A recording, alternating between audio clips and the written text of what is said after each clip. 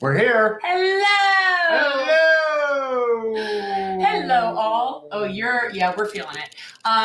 Welcome. I feel it in the gut. It is. It's heart-wrenching. It's Wednesday night. Generational change. I'm Jen. I'm Peter, and we're not in a good. We're not in a good way.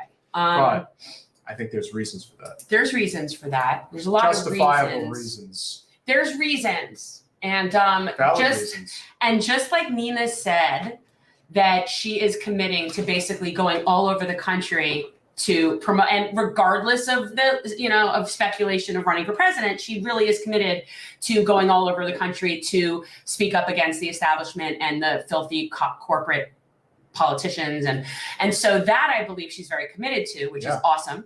And we came out of that sort of with a renewed idea of going around and trying to teach people how this is being played on them over and over and over again. Yeah. And so get this idea out, because this isn't working.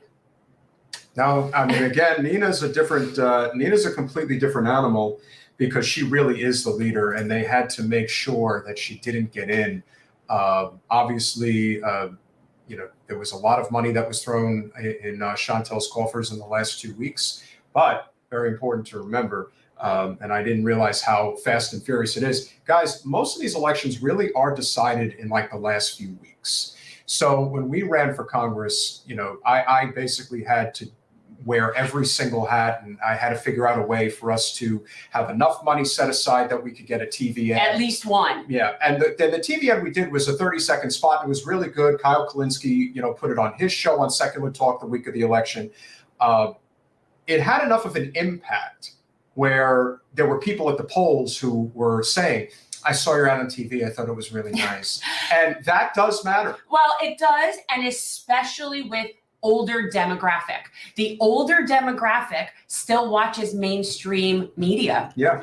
And her demographic in Cleveland, although it's older and Black, it's still older. Like, we were coming across people canvassing over 100, like older population. Here, it's an older, not necessarily Black population, but still older. And the old people watch the TV. They do. And it is important, and they are very old school. So if you have zero TV presence, other than the negative ads from the other side, it affects it. And the etiquette issue with the comment, it bothered people. And Chantel's campaign ran the ads nonstop. Yeah. Look, it's a variety of factors. You've got to watch the board. It's a variety of factors. I think that definitely, you could do a post game on the campaign and talk about things that went wrong. But ultimately, it's just, she's a lightning rod, and they don't want her. No, and they're going to do everything. Because she can build the movement if she's in a position of power. Which, again, there were problems campaign-wise. I think there's a lot of different factors. Yeah. It's not one thing. Now, we're definitely going to dissect it, but what we must do is not give up the fight. And that is very easy to do under these circumstances. Yeah, it's hard. We've been through the ringer enough times where we know that this is just kind of to be expected now. And again, and we'll obviously get into the whole thing with what has happened regarding Roe v. Wade, the fact that the Democrats are proving once again that it really doesn't matter who's in power, unless, of course, the candidate is good and is actually fighting on the cause. God, the Democrats love this Roe v. Wade stuff. They love it. According to my sources, the Democrats, in conjunction with all of their affiliates, put out 8 fundraising emails the other day. Boy. Nothing beats preying on fear. Not that it isn't warranted. It is warranted fear. However, it really does give Democrats, like people like our representative, an opportunity to grandstand and go out there and stuff. And as if they're really putting it out there on the line. Hello, when you're touting a majority opinion, you're not putting anything on the line. Had many opportunities to codify Roe v. Wade, which was never done. Multiple decades. Biden can do it. They could do it now. They choose not to. And when the president says, I'm not doing it, it's like, okay, well, then the buck stops there. Right. That's pretty much it. But they'll blame Joe Manchin. Well, it's all about Joe Manchin. The bottom line is we have a lot of great candidates that are running non-corporate races. Yes. And of course, in the state of Georgia, as we know, that is a huge state of consequence. It's wrong that every time I hear that, I hear Ray Charles. Is that wrong? Of course. Okay. No. I'm just saying, like, that's what I hear. I just hear the Diet Pepsi jingle. That's I'm embarrassing sorry, for but that's you. well, That's that's me embarrassing showing for my you. age, so it is what it is. Whatever. But of course, as you guys know, Stacey Abrams is running for governor. Senator Warnock is running for re-election, and of course, Secretary of State position is the position that oversees the electoral process. If y'all remember, that was part of their problem last time. And considering that the candidate who is now running in the GOP primary, who is a former senator, David Perdue, is now trying to become the governor of the state of Georgia. What's with the chicken farmers, man? We have them He's here related. too. He's not related to Oh, it's a different Perdue? Different other Perdue. So I feel like we're having a problem with the chicken farmer here. Yeah, well, unfortunately, Mr. Perdue, apparently in the first GOP primary debate, said that the election was totally rigged for Mr. Trump, and that is why we are here. So we're going to fix that problem. God, people. So we really need to emphasize the importance. Yeah, scat. We're not fans. We're not fans, but that doesn't undo the conflict of interest that was at stake during that election. Yes. Okay. So without further ado, we are very pleased to welcome back to the show a good friend and an even greater candidate, Michael Owens, candidate for Secretary of State of Georgia. Welcome back to Generational Change. Oh man, it's great to be back. It's great to be here. Hey Jen, how are you? You're so cute. I love seeing your face. Obviously, this is like a down day as far as like that was definitely a loss yesterday that we all kind of in the progressive movement felt. Sure. And a big part of, I do think people's discouraged, like people are very defeatist. And part of that is the electoral process has been so tainted in this country. And Georgia in particular wasn't looking very good. And so would you talk a little bit about how important the Secretary of State position is for people who do not, we'll talk about that they do other stuff in elections, but right now I think that overseeing elections is something people are really suspect about. And rightfully so. Let's just be honest about it, right? In every aspect of elections, and I'll specifically speak for Georgia right now, but there's been challenges, and there continue to be challenges, and for a multitude of different ways. But first and foremost is the really aspect around trust, right? And people having trust and faith in our elections. That is the cornerstone of democracy, right? Without trust that either the system is going to work correctly, or that your vote is going to count, or that the electors to certified elections are real electors, or no matter how you slice it, the challenge that's going on right now is that people want to have people in office that they can feel comfortable overseeing elections, and they feel comfortable that no matter what the outcome of the elections is, people can have trust and faith that their voices have been heard, because that's what people are doing when they're going to the ballot at the end of the day, right? They are casting their ballot to have their voices heard. And if there is any type of concern about the outcome of that, or whether that basic thing is being upheld, then there's going to be problems. And so when it all boils down, you strip away the D, the R, the if it's libertarian, it doesn't matter, right? At the end of the day, it has to be about elections that people can have faith and trust in. And in Georgia, that has been eroded for many reasons, right? Obviously, you guys kind of alluded to it beforehand. When someone such as our current governor now was Secretary of State, but it's not just the fact that he was overseeing his own elections, right? Let's dig deeper into that, because some of the real concerns were the hundreds of thousands of people that have been purged from Georgia's voting records, right, on voting polls. Georgia's one of, I think, 9 states in the country that basically has a use it or lose it proposition when it comes to voting. Now, you guys know me. I'm always going to encourage people to go to the polls, to go vote. We say over and over again, man, how do people not know when election day is? We've all knocked on tons and tons of doors reminding people when it is to vote. But the aspect of hundreds of thousands of people being kicked off the voting rolls for no good reason, or for a lack of true effort from the Secretary of State's office, is obviously one of those areas, right? So it wasn't just the fact of overseeing his own elections, and then things like exact match, right? These laws and these provisions and these bills. And then, from my perspective, I also go into the actual election process and the actual election systems, making sure that voting machines are present where we actually need them, making sure there's enough machines where they need to be so people are not waiting hours and hours and hours. And then lastly, making sure that our data is actually safe, right? And that we're not having data leaks and data breaches of our own personal information or voter information that either for nefarious reasons or just for incompetence is being kind of placed out into the dark web or wherever it may be. So there's a lot of reasons why people don't have trust and faith in the election system. How long does it take once someone is voted on election day, or 2 days or 3 days, until the actual results are counted and finalized? I again, you guys know my background. For those that do not, I'm a Marine Corps veteran. I served 8 years in the United States Marine Corps, and as of last year, actually went back into a volunteer capacity as a cyber auxiliary. So I work with the Marine Corps and the military now, advising and consulting Marines on cyber security, cyber warfare, cyber tactics. And I bring it up to say is that my background for the last 25 years has been in cybersecurity, specifically critical infrastructure systems, which election systems are. And I think people forget that, right? In most states throughout the country, the election systems are the largest piece of critical infrastructure that the state deploys. It's particularly on a reoccurring basis. And it's baffling to me that even now, not only the state of Georgia, not just for Democrats or Republicans, but every single person that's running for Secretary of State, there's no one that actually has a background in cybersecurity or in critical infrastructure systems.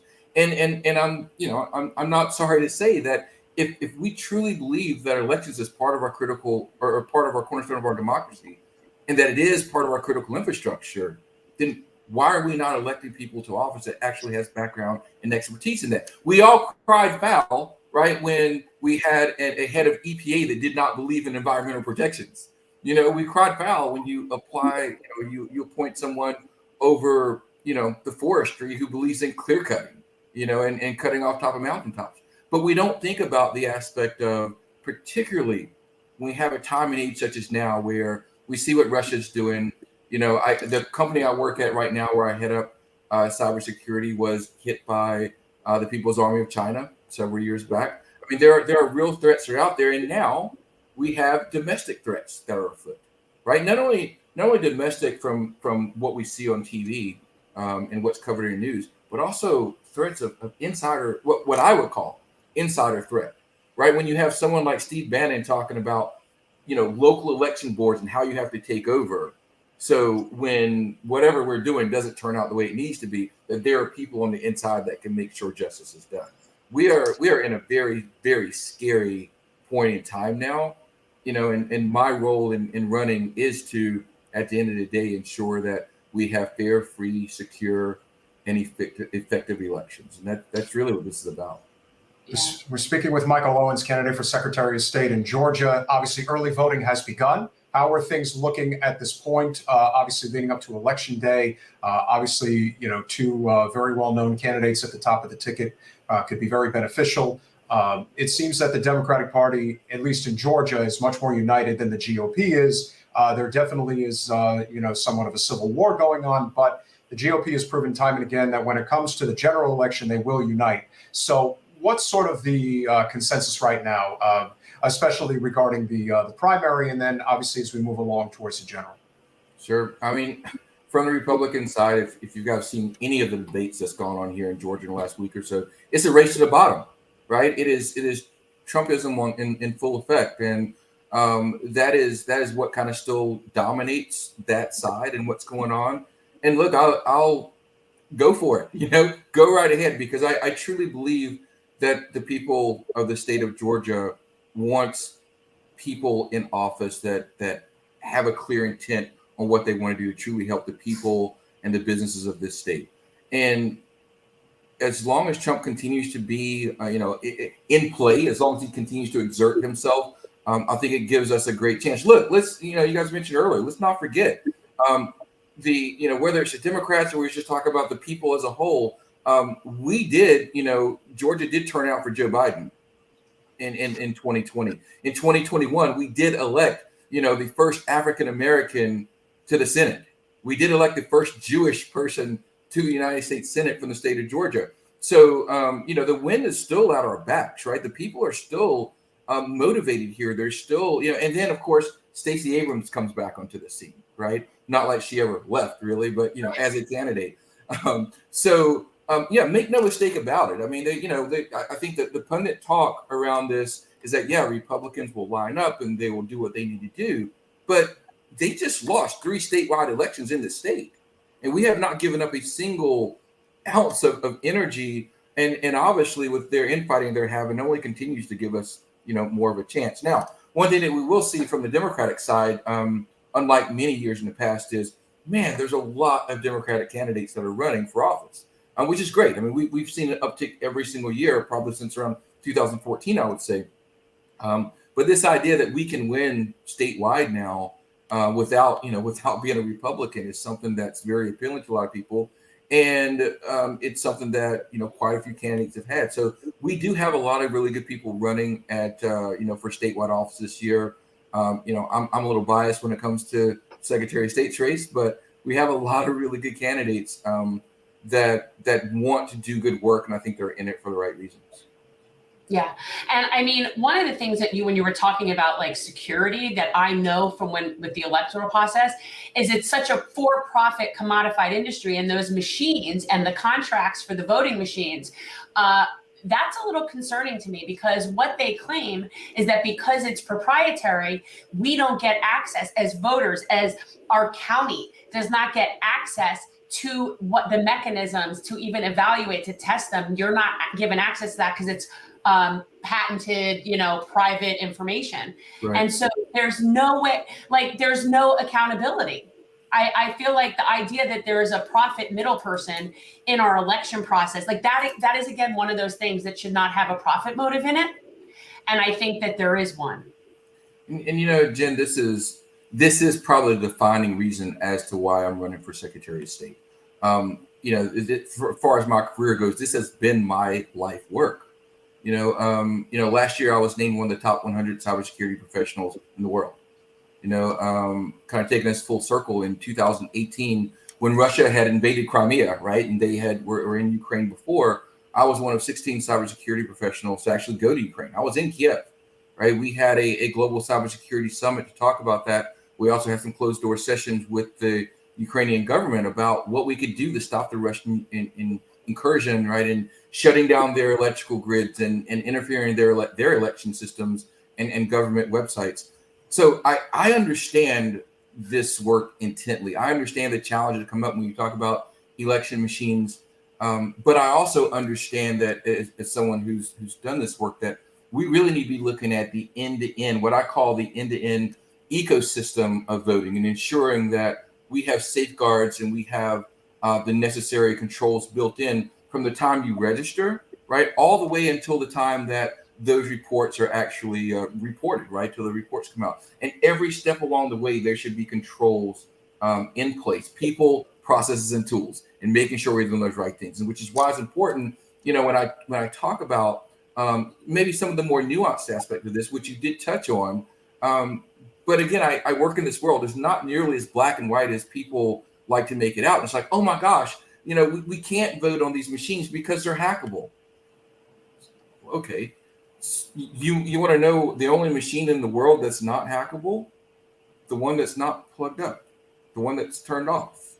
Mm-hmm. The reality is every machine is hackable to some extent. The world that I live in is about managing and reducing risk to ensure that we're putting the safeguards in place necessary that we have to do. And that is what we have to focus on, right? It's not a black and white issue. It's not a 0 and 1 binary choice that we have. What we have to do is have people in places that understand how to adequately be able to safeguard what we're doing. And again, it's not just the machines, right? It's the policies that's in place. It's the tools that's in place. And, and I will segue a bit for this too, because a lot of the policies that we have in place, and we haven't used the terms voter suppression or subversion yet, but it's fair to, and I think it absolutely is, because in my world, it's not all from a Jim Crow 2.0, perspective, even though, look, this is Georgia. We still have a lot of that going on. There is no doubt, right? But I equated two things. Part of it is good old voter suppression. The other part of it is just incompetence, right? That we have not put the time and effort into, whether it's research, whether it's security, whether it's updating the policies. Several years ago, we had the night on the eve of the elections, we had a poll book, several poll books that actually got stolen. If you guys aren't familiar with what poll books are, they're a little tablet, look like iPads, that carry all the voter information. So the policy was the election managers show up the night before, they get these, and so they can take them directly to precincts in the morning. Well, someone stopped by the grocery store on the way home. Lo and behold, they come out, they're all gone. Someone thought they got an early Christmas present. There was a bunch of tablets laying there. Now, obviously, the person that stole these did not know what they got, right? And probably found the first trash bin that they could find once it happened. But the point about it is that we have to modernize the entire system. And too much of the focus gets put just on the machines. I'll give you another example of how we can use this to expand access to the ballot and to make it easier for more people to vote. There is absolutely no reason anymore why people should not be able to go to any election or polling place in the state and be able to vote, right? This idea that you have to go somewhere within your county or even to your exact precinct, it is no longer it should no longer be the case. Every single voter has a unique ID number, right? And all the systems are connected in a way that you should be able to determine. And anyone's talking to you and complaining about, ballot stuffing, we can't use drop boxes because, people are going in and voting 15 times. And I'm like, no. There's controls in place there. So some of this fear mongering you're talking about earlier, is really a lack of understanding. And I just did an interview yesterday with someone that was talking about the same thing, right? About ballot stuffing, and he doesn't want drop boxes in public places, and it has to be inside of an election office so they can have a watch on them, so people can't go in and put 50 or 100 different ballots in there, right? The fact of the matter is, no, that's every single voter has a unique voter ID number. Your vote is your person, and your vote's going to count once. And so part of the challenge with me is that being able to adequately explain why we need to better our election security, why it's important, but also how we can use technological advances to make it better without falling into the big lie, right? Because early on when I started running, there were Republicans that were going, take a look there, right? There's a cybersecurity expert saying that there is problems with our elections. And so, basically trying to use me to kind of justify part of this big lie. And I'm like, absolutely not. A phrase that I say a lot of times is that making it harder to vote does not increase election security. It just doesn't, right? But we see that with, in Texas and Arizona and all these other bills that came up, making it harder and harder for places to vote, especially right here in Georgia, where, we're the epicenter of voter suppression, right? They start these bills here. So my goal is, cut the snake off at the head. Let's stop it right here in Georgia. I want to put in people, processes, and tools that's going to empower local boards of elections. We have 159 counties here. They need leadership from the top, right? Stop kicking the can down the road and blaming people that are underfunded and untrained to do the work, putting in new systems without adequate, training. In Georgia, we just released a brand new system. And guess what? It's no surprise on day one, there's all kind of issues with it, right? People aren't able to vote. People are being issued half of a ballot, right? Like everything that you are supposed to vote for is not even on the ballot. Why? Because the Secretary of State's office did not update the databases like they should have. I'm sorry. You have 364 days to get this right. Stop. That's just pathetic. There's no excuses for this. No. We continue to see this. And who is it robbing? It's robbing the American people. It's robbing the Georgia voters that deserve better. They deserve to have their voices heard. And I'll lastly say, it's inexcusable to have people standing in line for 4, 5, 6, 7, 8 hours. That's absolutely inexcusable. A precinct right here where I live, my mother's precinct, as a matter of fact, 8 hours was the wait for election day at that polling location. There's another place about 20 miles from here where, and in Georgia, it's the saying where I was having, get in line by 7 and stay in the line. Do not let anyone get you out of line. Stay in the line. Well, there were people who literally did not vote until the day after election because it was after midnight by the time they got an opportunity to cast their vote. That is absolutely unacceptable. There's no reason that should happen. No, and you guys know, like I do, we can talk about what the definition around voter suppression, but I can tell you when someone pulls up to a polling location and that line is wrapped around the building, that's voter suppression right there, because there are a certain number of people, we can't say how many, but there's a certain number of people that's just going to keep on going. right? There's people that get off work, and they're like, hey, maybe I'll go vote, during lunch hour, and they show up, 500 people in line. I'm sorry, they're not going to vote. We need to voice vote every single time that happens. Yeah, well, it's done on purpose. And I'm curious, did any of those voters that were purged, because I remember that, like, it was outrageous. To me, that almost seems like a good class action suit against the state, because I would think that's a violation of their liberties. Like, that's a big deal. Jen, the way things are done, it is systematic, it's institutional. So when we start talking about voter suppression, or we start talking about the ability to make it harder for people to vote, we aren't always talking about laws and bills, right? Even though the Senate Bill 202, which was passed here, that just further, limited access to the ballot, particularly for Black and brown communities, which is, under suit now from the DOJ. But there are so many aspects to this that aren't, codified per se. Or I'll give you another example. The Secretary of State's office hired a consultant.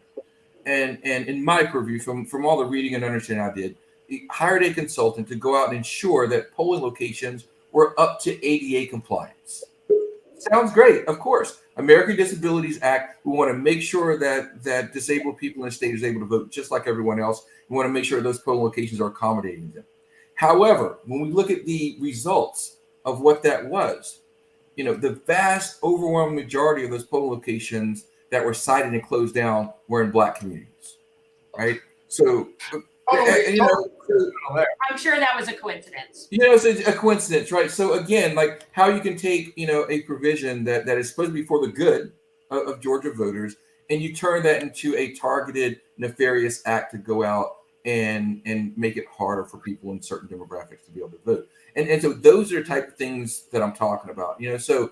But for me, I'm looking at going forward. I'm looking at things that I can do to make a difference.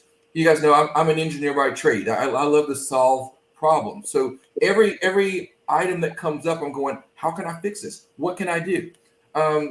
So one of the things that was talked about with that same Senate bill, SB 202, was that it made it illegal to give people food or water when standing in line. We all know, we all heard about it from across the country. Like, how absurd is this, right? I mean, again, we're talking about 4, 5, 6 hour lines, and you're not giving people an opportunity. So first thing is, we need to follow law that already exists that says, each polling location should only have 2,000 people, right? And that's not the case that gets overloaded. There's also the provision that should allow, elderly, disabled people to go straight to the front of the line. I know why I pull up the polling locations and I see people in wheelchairs and walkers that are standing in line. That's absolutely wrong. But then the last thing is, don't give people food or water. Look, I've been someone that's coordinated food trucks. I've showed up with pizza.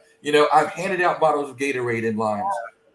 But my approach as Secretary of State is not necessarily going to go to become the Secretary of State to go argue about bills that the governor has already signed, right? Hopefully, and it's my intent that we'll have Stacey Abrams as governor so we can start to, rewind some of those bad bills. But I'm not going to, the Secretary of State's office, and I always make this distinction with people, is not a legislative role, right? It's not about voting for this or that. It's not about how you're going to fight. We need someone that's going to be Secretary of State that's going to come in with a strategy, and able to build a team, set out some milestones and goals, and hit the ground running. So, instead of going down and arguing about, a bill that's going to criminalize people to give food or water while they're standing in line, my goal is I'm going to make the line shorter. I'm going to make it so people are standing in lines. Right. That's ridiculous. You shouldn't have a law about giving people beverages. They shouldn't need a drink because they should get there, vote, and go home. Like, that's the point. Yeah. That's the simple thing. Or, there's a multitude of solutions you can come up with, right? But the problem is that you're literally going to make this part of the law because the lines are so long, right? That you're going to make it, you're going to make it harder on people, to stand in line so they won't vote. I mean, the whole thing is kind of mind blowing when you really think about it. And I explain to people, I says, look, our tax dollars is being spent on finding ways to make it harder for us to vote. Yeah. That is actually what's happening. Like my grandmother used to tell me, it's like, show me your budget and I'll show you your priorities. And Yeah. the priorities of the Secretary of State has been made clear. In April of 2020, long before a single vote was ever cast, our current Secretary of State, Brad Raffensperger, started a voter fraud task force. Right?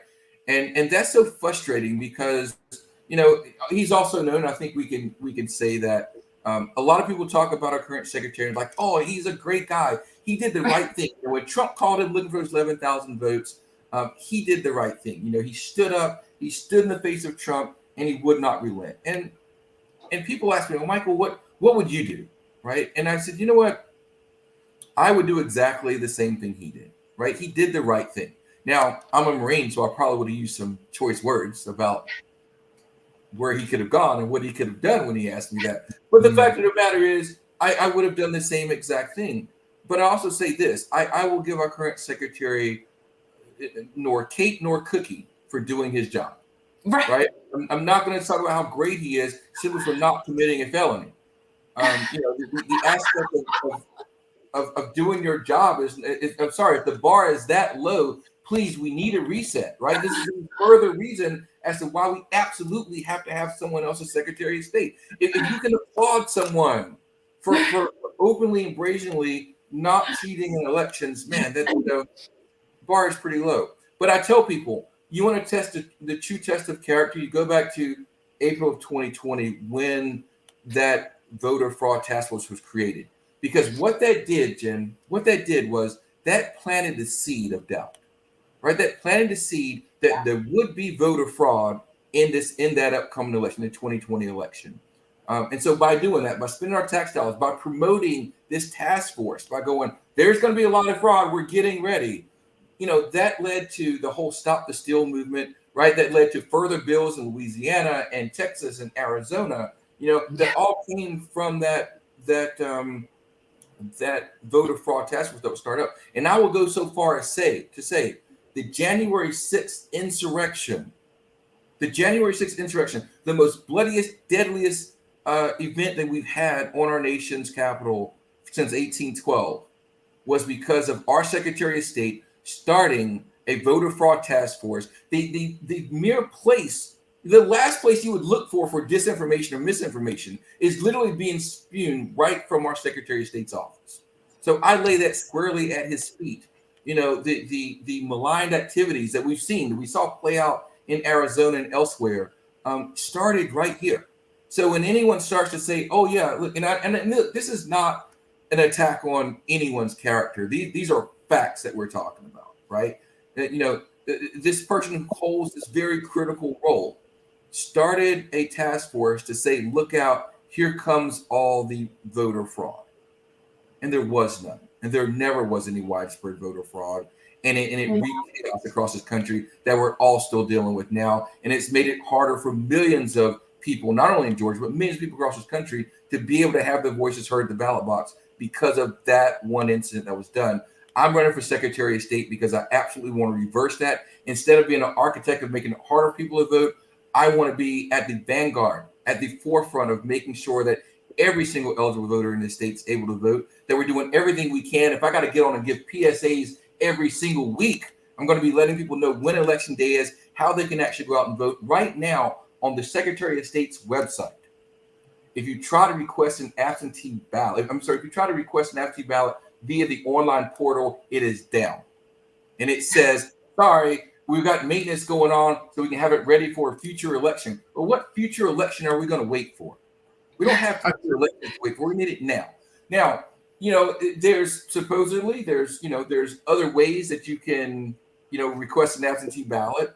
Part of the reason I think is because of that SB 202 bill we were talking about earlier. I think they're just shutting down the online portal. So again, making it harder. So if you want an absentee ballot now, you have to print it out. You have to fax it in. Well, my printer's broken and I haven't had a fax in about 15 years, or you can print it out and go down to the local precinct. Again, why are we not using an online ballot? I mean, why are we not using an online request form for that? As a matter of fact, I think we should be able to request a ballot and send that ballot request in via that online portal. But again, it's just another example, right? We start early voting this week. I getting people contacting me going, hey, Michael, I don't know what's going on, but I can't request a ballot. Or I'm going to the Secretary of State's website and I'm trying to download a sample ballot and I'm getting a blank page or I'm getting an error. Again, these are things that are absolutely unacceptable. And we can't allow it. We cannot allow it to go on any longer. To say the least, you are a fantastic candidate and you really know this stuff. And the problem in politics that we see all too often is that people just want to pay attention to the sexy stuff, the highlights, the tweets, all those things.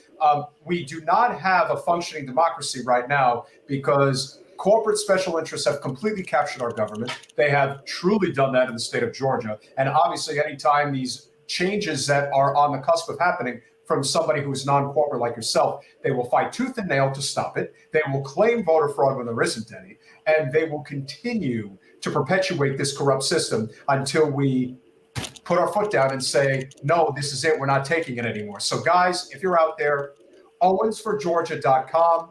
The Secretary of State position is immensely important. I know we focus on governor, senator, and Congress, but these are the positions that allow us to make the necessary wholesale changes that need to be made. You want healthcare, you want environmental, policy that's going to be enacted at the state level. You want to have a living wage. You want to get off of fossil fuels. There's a lot of things that can be done if people are able to get to the polls instead of being told not only that they can't, but put through the ringer literally over and over again. And now laws in place where you can't drink or eat while you're online for 6 to 8 hours. But there is no such thing as voter suppression. You just haven't voted hard enough. That's the problem. Michael Owens, we love you. We appreciate you coming on, and we will definitely have you back again. Of course, all the best of luck. Let everybody know when Election Day is, and if anybody wants to get involved, again, owensforgeorgia.com. Thank you so much for coming on. What is the date for that election? The election date is May 24th. However, as you said, early voting started this week. So we literally have people voting now through the 24th. Get in line, stay in line, make sure you vote for Michael Owens for Georgia. I would be remiss if I did not make a plea. We are still raising funds for this. As you said earlier, right? I mean, we have Stacey Abrams that we absolutely need to put in office. We need to reelect Reverend Warnock. And those flows are those funds are flowing, but we need to make sure for those down ballot races, those races that may not be as sexy, let's make sure we hit that donate button for those candidates as well. Owensforgeorgia.com. You can find my donate button there. And if you like what we had to hear say today, if you want to be part of protecting voting rights, if you want to defend democracy, there is a place you can do it. You can join the Owens for Georgia campaign, where we're doing that right now. We are giving people hope. We are inspiring people. We're making sure their vote and their voices are heard. Join us today. You got until May 24th to help us out, where we can do what we need to do to make Georgia a better place for everyone that lives here.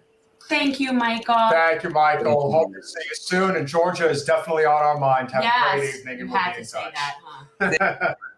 Thanks, buddy. But you know what? It's funny. It's like, and also, people, if you're going to get in line in Georgia, make sure you're hydrated. Yes, that's true. Well, of course, Georgia does get a little hot at this time of year, starting to anyway. So after obviously being in Cleveland, it wasn't as it was pretty brisk, which I actually liked. But of course, now we are going to transition to another part of the country, one that Jen is very familiar with. It happens to be Colorado. And what's going on in Colorado? We're going to get an update. We're going to get an update now, but I know that our friend Neal has they have, what's their process called? We're going to find out all about it. But he has made it He's on the ballot.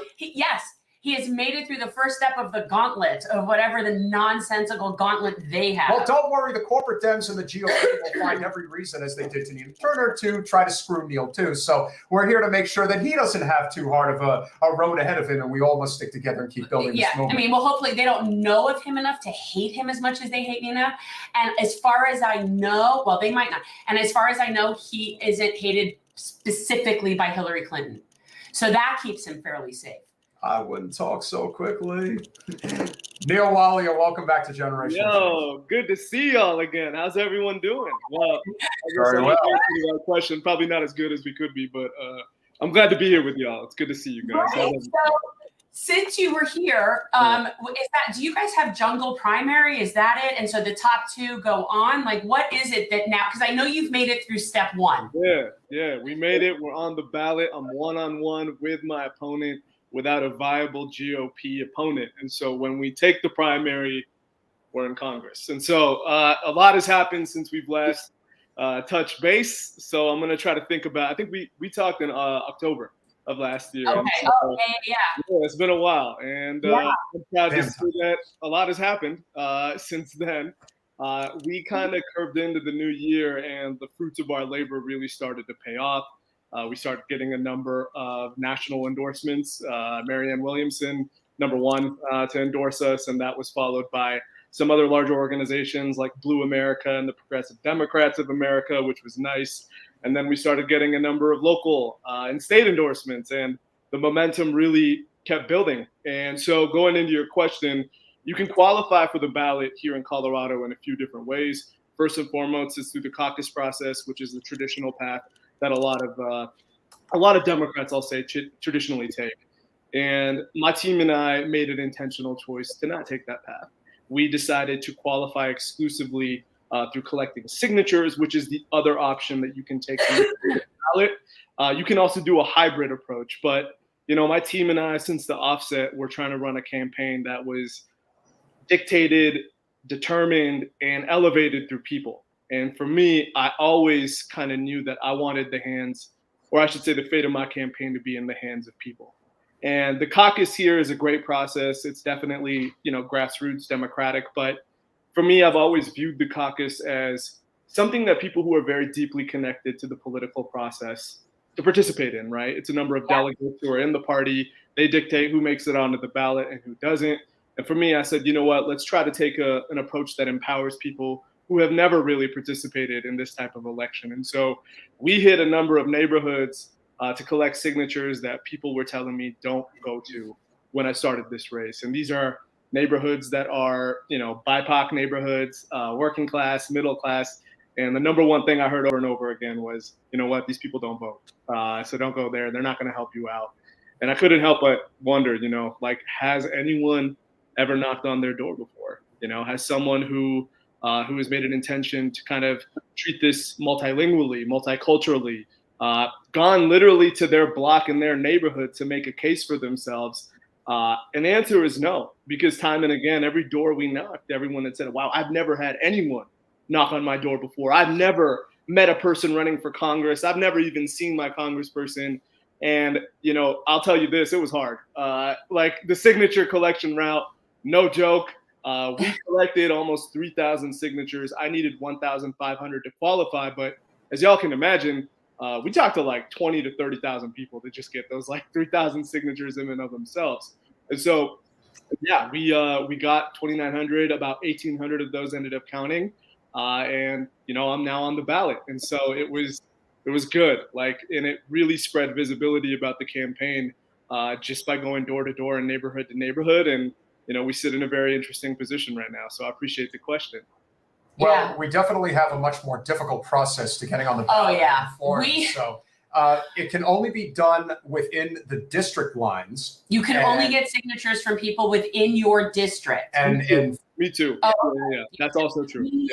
We need a lot. Yeah, we needed like over 4,000. No, I thought it was like 7,000. No, we wanted to get that. You need it was like 4,600. Like it was a certain whatever that was. And then the cost if you don't get it is $10,400. Florida is the second highest buy-in on the ballot. Ironically, a state that's not too far from you, Arkansas, is actually the most Number expensive. one. That's number one. So they make you pay money if you don't make it onto the ballot? Well, you can do it by petition, or you can do it by paying. And I already told him, if we're ever to do this again, I'm just going to allocate the money for it because quite honestly, it's like I can canvass and talk to 20 different people in the amount of time that it takes to get 2 people to fill out one of those forms. So it isn't that you don't want to go canvass. Like, definitely need to canvass, but that slows it down and makes it so complicated, and it has to be done exactly correctly. I mean, I'm sure you know, like, it's such a pain in the ass. 2,900 signatures and 1,100 of them got thrown out. Exactly. So, And for the most like bizarre of reasons too, you know, like if there's this, you know, if they put the wrong apartment number for whatever reason, or, you know, if they forget that they moved, right? Like in Denver, what we ran into was that so many people have migrated to becoming unaffiliated, right? From the right and the left. Yeah. Of course, our district is D+57, you know, so the vast majority of people you talk to are Democrats. But there's so many people who like literally forgot that they had gone from Democrat to unaffiliated. And so many of our signatures were from people who were like, yeah, I'm a Democrat, I vote for blue every time. And then, you know, we'd check them on the back end. And I was like, oh man, like y'all went unaffiliated in the last year. You have to have it by the same party. Oh yeah, same party. You don't have to have the same party. So one of the things we did, because we went to the Trump rally when he was here, and because if there's one thing that our Republicans do altogether is hate Debbie Wasserman Schultz. So we went to the Trump rally and collected a boatload. Wow. That would have made my life incredibly easy if that was the case. You have to go to a party. That sucks. It was a lot, you know? And so I'm happy that it worked out. It was definitely, I think, the most stressful part of the campaign thus far, just because, you know, like we submit our signatures, right? And, you know, we treated it 50% success rate, like go as safe as you can. And what was really tough was that they made us wait for like almost a month before I got verification. I know. And so I'm like campaigning, raising all these dollars, telling people it's all good. But like in the back of my head, I'm like, oh my God, there's this doomsday scenario where this all doesn't work out for me. And this is going to be really embarrassing. But, you know, we dodged that. But it was definitely one of those moments that made me realize, like, I don't know how other candidates do that, because I woke up every day feeling like anxious, panic. Oh, it was the worst. And every night, like I would wake up in the middle of the night, like thinking about signatures, you know, like that was like what it was like for a while, you know. So. Yeah, it's 24/7. And I will admit that there is a certain safety factor knowing that you can buy on if you have to. Okay. Absolutely. I mean, like, granted, it's exorbitant and disgusting and it shouldn't be, but there is a safety factor in that. So I appreciate that. But, you know, when you're canvassing, like you were saying, a lot of the people, they have never seen anybody come and canvass. And I'll even give you one up, because we would canvass and ask people how we could help them. I love that. We would canvass and ask people, like, is there anything we can help you with? Like, what's going on? What, not just what are your issues in general, but like, we would even get like specific things and do everything we can to help people. But when you knock on someone's door and say, hi, I'd like to represent you, what can I do for you? People look at you like that. No one's ever seen that. How pathetic is that? It's actually astonishing, right? Because it kind of made me realize just how purchased politics is, right? Like, again, I'm going up against a 25-year sitting incumbent. And for me to hear that there are people who have been living in Denver for like multiple generations who have said they've never met her, seen her in any single like day of their lives, I'm like asking myself, how is this even possible, you know? And then, you know, now, of course, like having campaigned, I realized just how valuable like the money game is, you know, and like we've raised a decent amount, but like compared to the corporate multimillionaire budget that so many of these people have, it's like I've kind of learned just like everyone is advised to buy their way to the finish line, right? To your point, buy your signatures. Buy the robocalls so that like even if you're not meeting them ever, like they feel like they're getting a phone call from you, buy the digital ads, the TV ads, and like it's just people will do anything but talk to like actual people to get their trust and support, you know? And thankfully that has created a very big cultural difference between me and my opponent, because, you know, like we're not necessarily splashing like the big dollars on all these things, but like what they don't recognize is like we're literally in every neighborhood every day now. And so like we're seeing people express genuine excitement and also, you know, like a bit of frustration at the status quo, which, you know, I'm not happy to say that benefits me. I always want us to have good representation, but I can't deny that it's boosted us in a way that I wasn't anticipating. So, I've loved the doors. I think a lot of times people kind of when you're talking about this in like marketing kind of standpoint and stuff, it's like the idea is you need to touch a voter like 5, 6, 7 times, right, before you get to the finish line. And for me, I've kind of always thought of like my own personal experiences as like a voter. And I'm like, have I ever got like a Facebook ad in the last couple of years that has made me think, oh, wow, all of a sudden, like, I'm going to vote for this person? Or like, have I seen a tweet that really like inspires me to change, the way I vote or think about things? And the answer is firmly no, and what I do get inspired by though, is like this kind of connection. Like if I'm talking to somebody, I'll remember that for the rest of my life. And, we've always treated the door knock as the most important experience any voter can go through. And that's kind of the model we're committed to between now and the end of June. Yeah, I think when you touch people in person, that you actually reduce the amount of contacts they need because they almost never get a live person. Yeah. Like I also know that people are often left with the last person that they spoke with and what that made them feel like. Forget the policy. You know it, when you approach people and you connect with them and they just like you, then the policy stuff actually doesn't matter as much, and they feel like there's somebody that's caring about them that will listen to them, and then it doesn't matter if you agree on everything. And I just think that this mentality would be so much more effective for people campaigning. I think like you've hit a great point, and that's been my learning curve honestly throughout the campaign, because I very much love policy, right? Like in the same way the gentleman before us I was talking, I'm an engineer, I love solutions. Right. The way I always think about politics is like, okay, like what are the things that can take us to a more equitable healthcare system, right? What are the things that can take us to a greener environment and economy? And those are very distinct policy ideas. But to your point, Jen, like people don't care about that, right? Like people don't vote with this, they vote with their hearts. And so what I learned very quickly is that people weren't, I think obviously in my district, people do resonate with the policy, but more effectively, when I told the story of who I am, what I've been through, kind of what my communities are going through, like that's when people see themselves in you, right? They see a part of them and what you're representing. And like, that matters way more, I think, than, I care about this idea versus that idea necessarily. Yeah. No, I know for a fact that's what it is. Yeah, and I think it's obviously, as you mentioned, policy is a huge part of this equation. And of course, if there is one specific policy that both Democrats and Republicans fail on miserably, is affordable housing. It goes without saying that your particular district, Denver, is one of the, I think, 5 or 6 most expensive places in the country to live now. Gentrification is completely off the chart. Of course, one of the biggest issues in Denver is obviously you've had a lot of people relocate from Silicon Valley. It has become one of those places where, I'm sorry. Yeah, big tech. Oh, listen. Me too.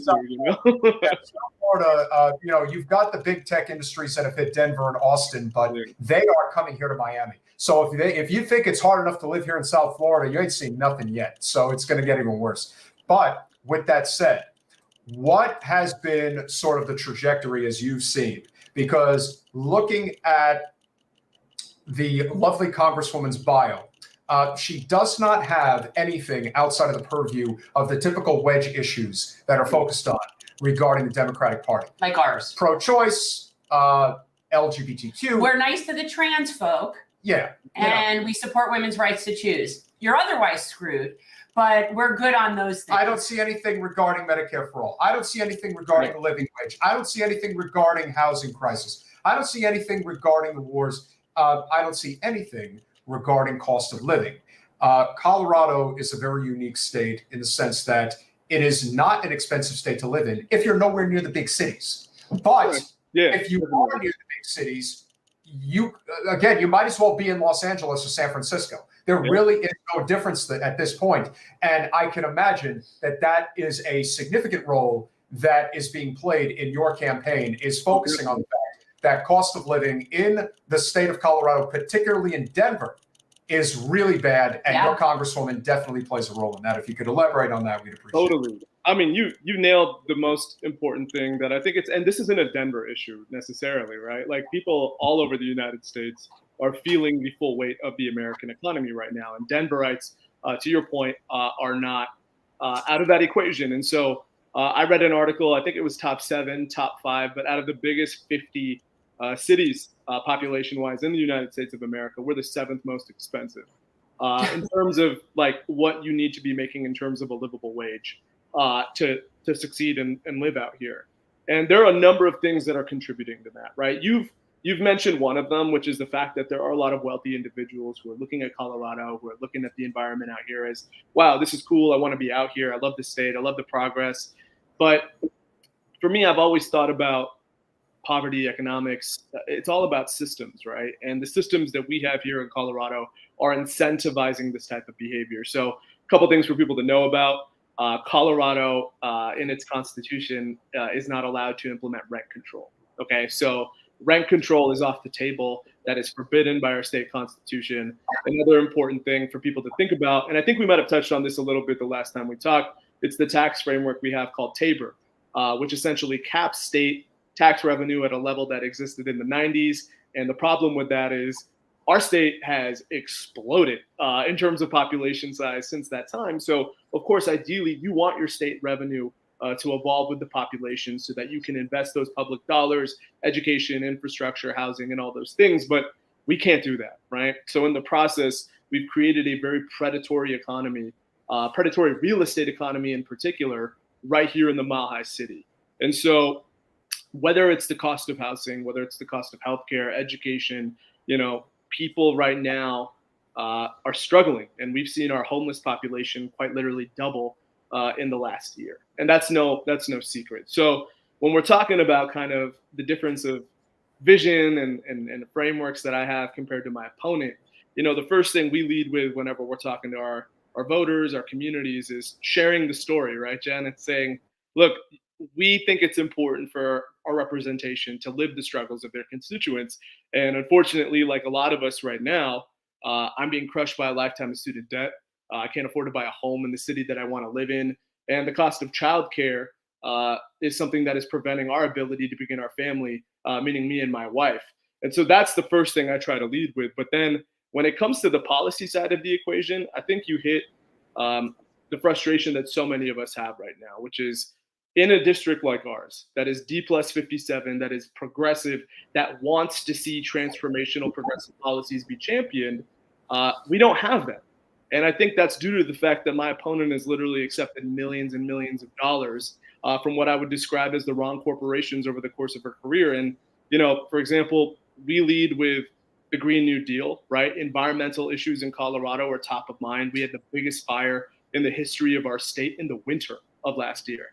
2 of our neighborhoods in Denver, my district, registered 2 of the most polluted zip codes in the United States. So there is a great need for a full commitment to the environment. But, my opponent hasn't signed a single piece of Green New Deal legislation. And I think that's due to the fact that XL Energy, which is one of the biggest oil and gas presences we have here in Colorado, have given her $50,000 over the course of her career, right? Like that is by design. And then you look at the conversation of healthcare, right?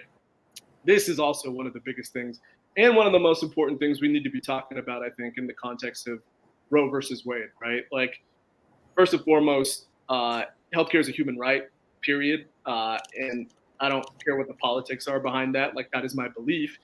And unfortunately, my opponent's biggest financiers, corporation-wise, are pharmaceutical companies and healthcare lobbyists, right? So by design, she cannot advocate for Medicare for all in the way that I think so many of us are looking for. And so these patterns of behavior are very troubling. They're what we highlight in terms of like our differences over the campaign trail. And, I think Colorado is really, or I should say the 1st congressional district is ready to be a leading voice in the transformational policies we all care about. Yeah, guys, his incumbent has been sitting there since 1997. I was 8 when she was elected into office, Right. Yeah.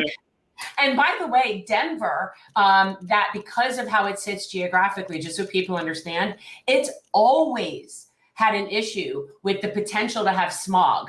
That's just something that's inherent in how it's up against the mountains, because I remember this was an issue, and they went through phases where they were so good about it, and it really did work, and it really cleaned it up, similar to what happened in LA. But when you live in that kind of environment, you have to be on top of that, because of the way that you should be on top of it anyway, but like you really have a tendency to get a smog and a brown cloud. Denver had a brown cloud. They were known for having brown cloud. And it's disgusting. Yeah. And you need to be on top of that, people. Like, that's not, it's not acceptable. And I think, sorry, go ahead. No, go ahead, Neal. Well, I was just going to say, at the end of the day, and I think this is where so many voters are at, it's either, you're fully committed to, let's say, the climate crisis, or you're not. And if you're committed to the climate crisis, that means not only signing the policies that we're talking about, it also means a strong rejection of corporate dollars from oil and gas, right? And we don't have any of that here in terms of our representation right now. And it's really challenging. But I think also people feel that way right now about, the main topic of the day, which is, what is happening to abortion access in this country. Yeah. A lot of Democrats, including my opponent, who, by the way, I want to say, created the space for this conversation to happen, right? When my opponent, Congresswoman DeGette, was elected in 1998, she was one of the few women in Congress, one of the few women who had, a great legal background, but also a strong voice on reproductive rights and access to abortion and all of these topics that are in full force right now. But here we are 25 years later, right?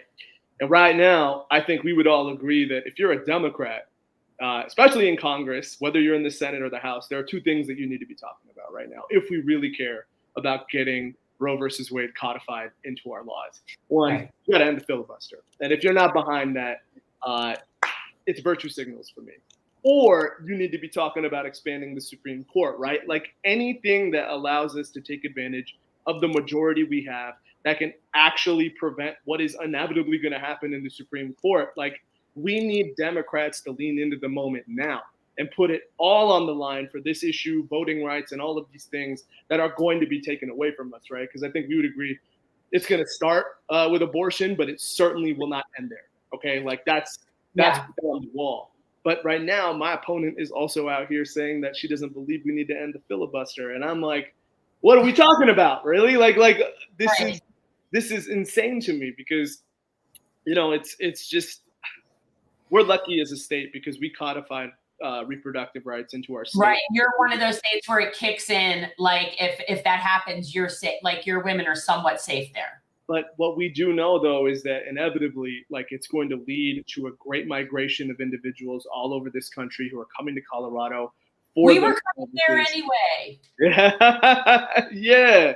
But it's challenging, especially for, the ultimate victims of this decision, which is going to be like women of color, right? Indigenous women, working class women, people who don't have the means, to access the services they need, right? Like, the one thing I hear time and again from a lot of people is that wealthier people, they're going to be okay, right? They'll always have the services to fly out to wherever they need. But, when you're talking about people who are now being forced to fly across the country for these services, or even in our state, right? Like, let's say Colorado Springs won't provide it. You've got to bus 2 hours up to Denver to get the services you need. Like, these create very real challenges for all people when they need to access these services. And so, it's not enough to just say we're codifying it in Colorado. We have to do this as a country right now and protect our communities because, we know what's going to happen if we don't. So, and can I also segue to the fact that while this battle is about to be raging, the Speaker of our House and the head of the Democratic Party in Congress, essentially, is right now currently campaigning for an anti-choice Democrat in San Antonio. And so tell me how that's fighting for my reproductive freedom. To me, when you were talking about your incumbent, it's the same difference. It's like, you say you care about that, but you're not really willing to walk the walk. You cannot be campaigning for first of all, pro-life Democrat is like Jews for Jesus. Okay. That shouldn't be a thing. All right. It's like an oxymoron. So the fact that she's down there promoting Cuellar, it's very telling to me. It's insane, right? And I'm like, what? Like, are we trying to lose the midterms right now? Like, is that what's on the table for us? Like, can we not? If it involves anything that will call into question corporate special interests in any way, yes. Yeah. That's what I'm at. And I think, sorry, go ahead. This topic is so frustrating because it's just. It shouldn't be frustrating at all, because to me, this is all very transparent and black and white. I don't react in any other way other than I am very aware of how this game is played, and everybody else should be aware too. Virtue signaling is very easy to do, but let's not forget, our president is anti-choice. People need to stop saying pro-life. That's true. They need to stop saying pro-life, because that's not what it is. Right. They don't care about when they're born. I'll tell you who's pro-life. The Pope Francis is pro-life. Yes. Because he does not believe in abortion, but he is not going to tell you what to do with your body. And Absolutely. that is the big difference. Only Republicans. It has nothing to do with religion. It's as remember what John Fugel saying. We had him on who was saying, like, they're falsely religious. They're not real. They're fake. He called them fake Christians. And it was very interesting. Yeah, because the Bible doesn't say anything about not getting abortion. Yeah, it doesn't. And sorry, buddy, we didn't mean to offend you or anything like that. But I think what's even crazier is, like, I'm also hearing now my opponent go on TV saying, like, well, the way we need to fix this is you got to vote for Democrats. And I'm like, Democrats in November. And I got to tell you. What are you saying? Like, like, we voted for you already. Like, that's what we did. Like, what do you've got Ted Lieu. You've got who else is doing it? Adam Schiff for brains. Yeah. You've got the ones that are basically out there that are just trying to continue this perpetuation of the broken system. Mm-hmm. Well, we understand that the election is 6 months away, so you just have to suck it up for 6 months. They're gonna gut Roe v. Wade over the summer, but when fall comes around, then you can vote for us. And then we'll help you. That Lord knows how many women are going to get stuck in this situation. And again, a number of people who really know what's going on. Just because Roe v. Wade happened 50 years ago, abortions have been happening for hundreds and hundreds of years. Correct. And as a result, it always is something that people who live in, let's say, but for example, like people who live in Lakewood, who have means, are not going to have a problem getting an abortion. But people who live in maybe places like Alamosa may not be able to afford such a service. Yeah. And so you are screwed if you do not live near a wealthy suburb or a major cityscape. So abortions are still going to happen. Sure. This is again, the separation of church and state, and the fact that I've been harping on this for a while, that there needs to be, and Colorado is a great state for this, there is a lot that progressives and libertarians share. And one of the things that progressives and libertarians share, probably above everything else, is civil liberties. Stay the hell out of my business and I'll stay the hell out of yours. Absolutely. There are not enough libertarians that are speaking up against the evangelical right, which has completely captured the Republican Party. Just as Wall Street captured the Democrats. Lori Boebert is sort of that vessel in many ways of a person who probably doesn't even really believe half the shit that comes out of her mouth, but she's going to say it because she knows where that voting base is in the state. Yeah.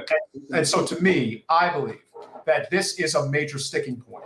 And ultimately it comes down to, are you corporate or are you not? And I think between you and your opponent, it is very distinct and something that I'm sure you are really harping on on the campaign trail, and it is being well received. Would you say that that's a fair assessment? Yeah, I mean, I think that's something that that's not a hard thing to sell for voters anymore, at least in my district, right? On one hand, I say my opponent's been in office for 25 years, and immediately there's this thing that goes through our voters' heads, which is like, oh, that's too long. No way, I don't support that.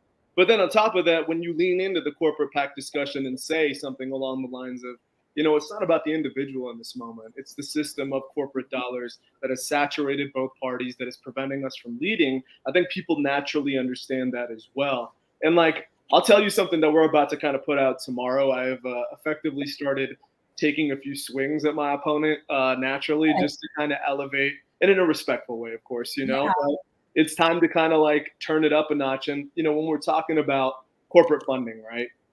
Just give me a second to pull something up. My manager. All right. While you're doing that, I want to put something up for people because we're talking about something that was very important and very kind of personal. Like to me, I support an organization. It's BWE Fund. It's Broward Women's Emergency Fund.org.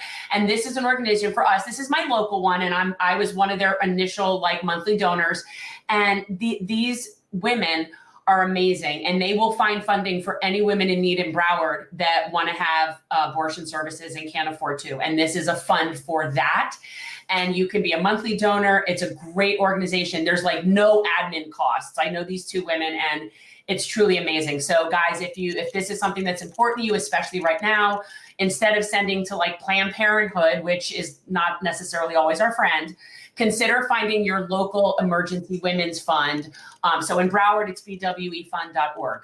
Yes. Sorry, I had to do it. It's good. No, support bwefund.org. Everybody, don't not do that. Anyway, yeah, that was my little plug. Well, and I mean, for good reason, right? Like, and just going back to the corporate public citizen, I'm assuming everybody follows that. They just put out something that says, all right, corporations funding anti-abortion political committees since 2016. And they list a number of corporations like AT&T, 1.4 mil, CVS, 1.4 mil, Walmart, 1.2, Amazon, Verizon, almost $1 million, Google. And then, you know, we've done a lot of research on my opponent's corporate PAC dollars, and I'm looking at them like, okay, AT&T has basically contributed 10,000 to her this cycle, Google almost 4,000, Verizon almost 4,000. Like, it's just like, it's astonishing to me, you know? And I think that if we are more effective at highlighting the fact that these corporations don't care about who you are, what you're saying. They want the dance to just continue so that profit is being maximized while everyone else burns to the ground. Like, I think that's really what's at stake here. And I think every single progressive, every single person who's challenging a sitting incumbent, like, you have to come correct with that information, because I do think people recognize that following the money is kind of the distinguishing factor on whether someone is telling the truth versus lying. And, you know, evidence like this speaks for itself. So very, very troubling times, you know, that we all live in. Yeah. Yeah. And it's really important for people. Like, we talk about electoral politics, and yes, it's important. We have to work within the system. But when we look at community aid and resources, I mean, to some extent, and you strike me as someone who really gets this, we're sort of left to our own devices. And it's really important for us to sort of like really form networks and communities and be able to help each other, because you can't, I mean, the electoral politics is kind of a very small part of the process. And you know, when people get entrenched, they seem to do less and less, which is amazing that they brag on their experience. Because I'm like, if you did such a good job, we wouldn't be in this mess in the first place. Like, your experience is exactly why this is where we are. Does Representative DeGette have any ties to the fracking industry? Well, I mean, the biggest connection would be through Excel, which I don't think is directly like fracking per se, but big greenhouse gas emitter, punting their commitment to like the renewable energy benchmark, or at least actively trying to do that, and remarkably hiking the rates on their, you know, customers to get there. So the answer, I don't think, is exactly that clear cut, but at the end of the day, she's accepting money from, you know, one of the biggest polluters in our state. So, and you know, it isn't just about where you get donations from, it's also where you invest your money in, as we have seen a lot lately. Our congressional representative actually had the highest single return on investment in her pre-invest of the war in Ukraine, or the invasion of Russia.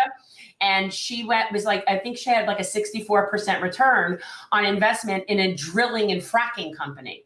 So you wouldn't say, okay, she necessarily gets money from that specific industry, but I'd say she's profiting. You know, like, I'd say that that's a pretty interesting motivation of policy. A lot of these. Can you believe that? Yeah, and a lot of these corporate representatives move money through law firms now. Absolutely. Yeah. I mean, there's so much money, and I also think that it's very challenging for individuals to kind of dissect the paper trail. You know, like, there are great services that exist for us out here. Like, we obviously learned into like Open Secrets, followthemoney.org, but those records only go back to like 2011. You know what I mean? In some cases, and I'm like, well, what about like the 10 years before that? You know what I mean? Like, surely there's even more money that's been on the table for a lot of these representatives to receive. But yeah, it's incumbent upon all of us to look into that. That's an important point.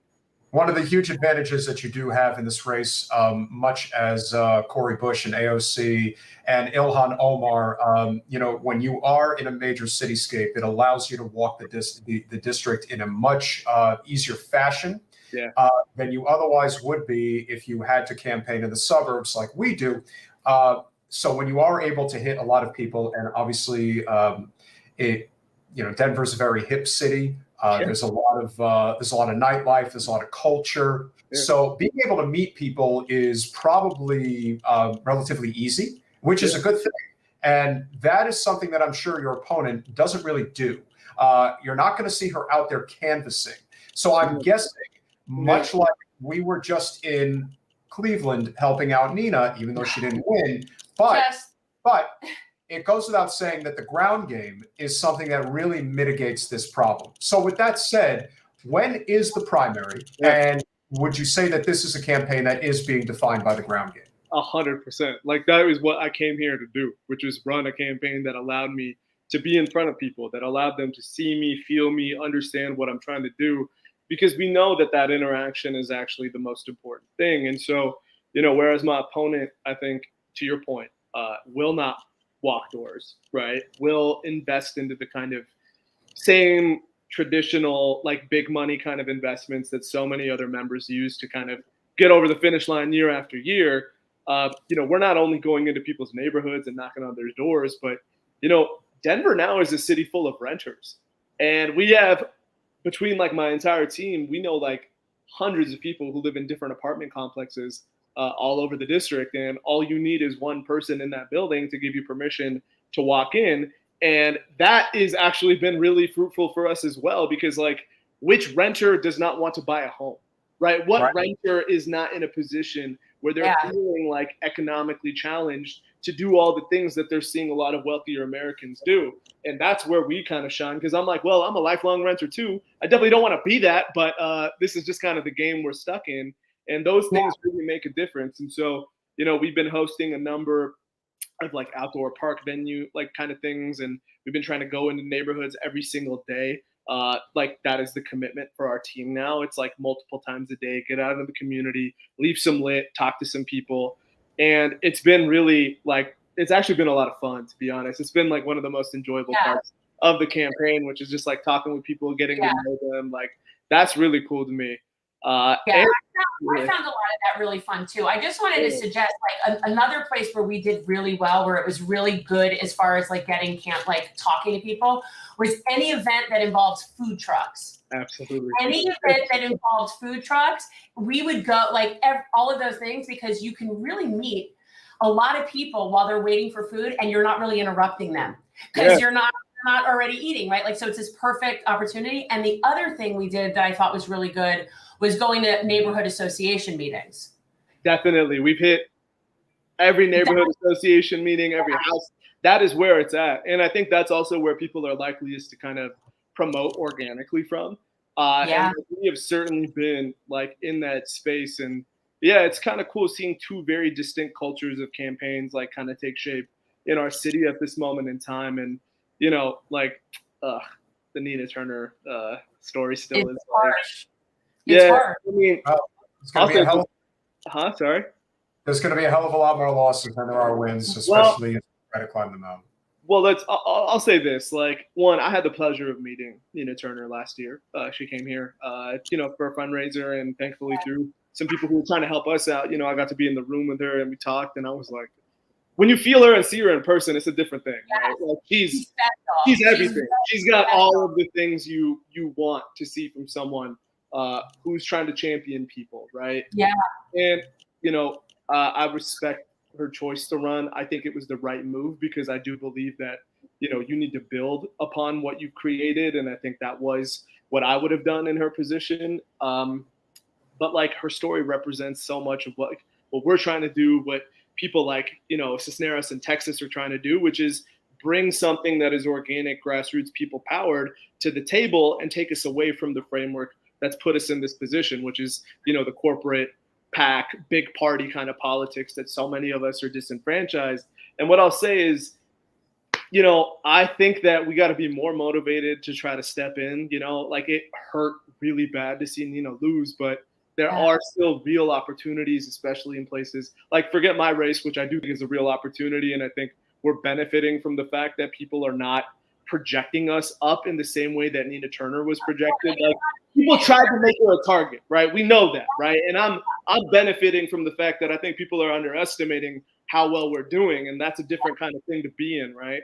But, we can take victories in certain districts this year. And I think it's really time, for Texas to take that step up. Like, I hope people focus a lot on that race. Even if it's not D versus D, for example, like I know that somebody named Marcus Flowers, I think, is challenging like Marjorie Taylor Greene in Oklahoma. And I'm like, please, like take that seat, like get See, here's the problem.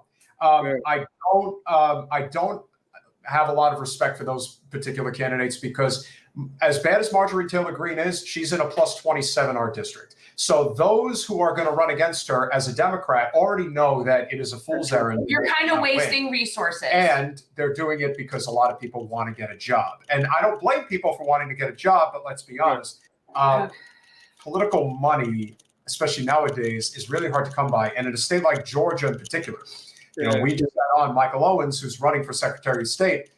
He could really use that money a lot more than, with all due respect. Hey, that's a fair point. Yeah, and he's not the only one who's running for that seat. A lot of them are all running like, I'm running against Marjorie Taylor Greene. Donate to my campaign. By the way, I can't win. Right. It's like that's where strategy. Yeah, there has to be. There's strategy. something about this movement, whether it's the movement that moves that Nina's going to make, that Marianne is going to make. We all have to be strategic about where resources can be allocated most effectively. It's true. I think your race is a race that is very important and absolutely does deserve a lot of attention. I have a question for Neal. This is now going to be my new vetting question. Okay, this is going to be my new vetting question. Okay. Am I like the first test of this vetting question? Yes. All right, let's go. Yeah. My very first vetting question: if you were in Congress right now, would you have endorsed Nina Turner in this race? Yeah, of course. Like. Yeah. That's now has to be my vetting question of people that are even so-called, left and populist, because apparently you also need to specify spine. You can be good on policy, but if you've got no spine, it's not going to really matter. And if you don't see the importance of bringing in other people that are on your page, it's like what you were saying about your representative. You can care about abortion issues, but if you're not going to fight against the filibuster, then it's meaningless. It's the same thing. If you're going to say you want to have a progressive agenda, but you don't help other progressive people come in and you bend the knee to someone like Chantel Brown or, whoever is funding her, then we don't need you either. So yeah, like this is going to now be my new kind of barometer. It's like, would you do that? And I will, if people get in, hold them to these things. Well, I have memory of an elephant. I'll say that as someone who's never run for office and has, even though I've worked in politics, like very much, I think someone who's considered like an outsider to like the Denver political culture that exists here. Having people like Marianne like put their name on the line for me was something that really gave me a framework and allowed me to take a step up that I don't know if I would have been able to take. And so for me, like I have met a number of amazing people all over this country who are running for office, who are looking for just like a little bit of a boost, right? Mm-hmm. And I think so to your point, and obviously like Nina, it's like not a little boost, like that's a huge endorsement to get and like support someone with. One of the things I was wondering about, and I'd be curious to hear your thoughts on this, which is like, why do you think there wasn't the same? Because like last year, we saw something very different, right? Like the whole world, the whole country mobilized around Nina, as did a lot of other progressives in Congress to try to get that over the finish line, right? Now she won the second time a lot. I know the situation's a little bit different, right? In the sense that like the mountain's a little bit higher now. Right, because I think Democrats the party has really clamped down on protecting the institution. Right, we know that's a fact. I don't think the Democratic Party ever wants to see the AOC story happen again if they can help it. So I guess my question is like, knowing that we do have a number of far more progressive leaders in Congress than we did before, like where do you think the decision to not, I think, lean in 100% came from? Like, what is the motivating factor, in your opinion, to that? Because I noticed that too, right? Like, I think it's extremely nefarious. I think it goes up the food chain kind of high. I think ultimately what it comes down to, though, is I don't care. Like, they're threatened with something, whatever that is. They're threatened with something. Is it that you're not going to get this committee? You're not going to get this funding. We're going to find somebody to primary you. They're threatened by something. Okay. Yeah. But the whole point of being in that job is to have the backbone to fight against that should not be a factor unless what you're really concerned with is advancing your career. So if you're concerned with advancing your career, and the reason I know this is because there was somebody who did endorse Nina even before the Progressive Caucus endorsed Chantel Brown, and that's Katie Porter. Yeah, Katie Porter endorsed Katie Porter. Yeah. Nina. And she's in a more vulnerable district than a lot of these other people are. So I'm going to say it's backbone and it's having some. And I also think that there's a certain amount of confidence that certain people have where they're not dependent on this for a job, and they know that they're bringing all that there is that people in their district want, and they're confident in their abilities so they can be their truthful selves. And I think that shame on this is now my new barometer question, because I think if you do not have the guts to do that, or if you're going to sit there and let the head of your caucus say there's two good progressives in that race, then you are nothing. I'm sorry, you stand for nothing. Oh, and I just think it's ridiculous. Like, you do not get to call yourself a progressive caucus and endorse a corporate whore. Well, sorry. If we wanted to talk about the CPC, that's another topic of combo that we could get into. I'm willing to stand up to that. Well, that's the thing. And if you're not, then that's weak, and we don't need more of that. That's what I'm saying. Yeah, and it becomes a much bigger problem because, it's one thing if you stay out of the race. It's another thing if you've been instructed otherwise. Correct. It's another thing entirely that Representative Pocan, who he still has quite a reputation of basically being a good, errand boy for Pelosi and Clyburn. And so as a result, he's even in some ways worse than Jayapal, because he'll go out there and say, two good progressives. Again, you completely debase that word. It doesn't really mean anything. No. So what we've made a habit of saying is you're a non-corporate or a non-corporate populist. That's basically what it is, because you can't co-opt those terms. You can't. You have to define it clearly. Progressive has been co-opted. It has. Just as somebody who says they're a moderate. Yeah, somebody who says they're a progressive is really a centrist, and somebody who says they're a moderate is really a conservative. And so in many ways, the Overton window has severely shifted. Completely. And of course, if you are not going to address the fact that corporate special interest money capturing our government and its elected officials, then you are not talking about anything that matters as far as I'm concerned, because that is everything, and it covers everything. Yeah, it intersects every aspect of this entire thing, right? So I feel that. Well, and I appreciate you asking me that question, and I'm happy to say it. Yeah, I just think of it now. We need people with balls, Neal. We really need people with some balls. I'm serious. You're not going to get. I think. Cojones. Well, yeah. I'll tell you this. I run into this here a lot too, right? And it's so my wife, when I started this, she told me, she's like, "What's the question that's going to guide you? Question of why am I doing this?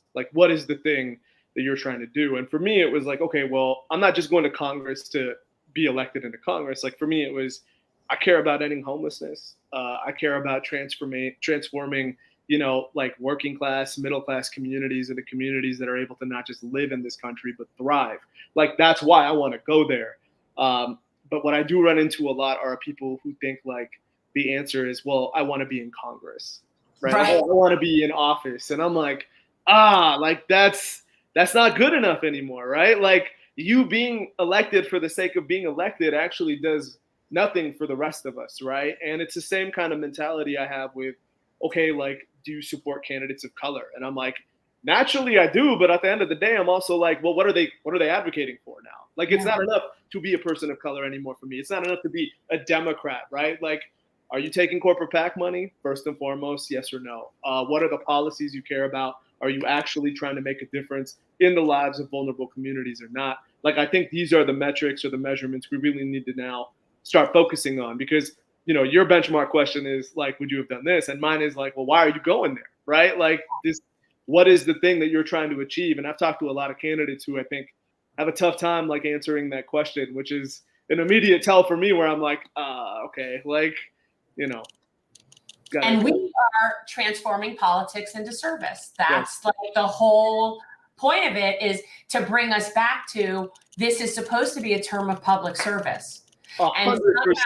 And somehow it's this lifelong lucrative career that lends itself to even more lucrative careers in the lobbying industry when you go out the revolving door. Like, it's so obscene and it's so blatant. Like, even just recently, like the whole thing with the insider trading with them, like they're and they so still haven't done filthy. anything about it, and it's now 4 months in. They haven't. It's just, it's so blatant. And I keep having this flash to, do you remember Back to the Future 2, the dystopian Biff universe, the dystopian Biff?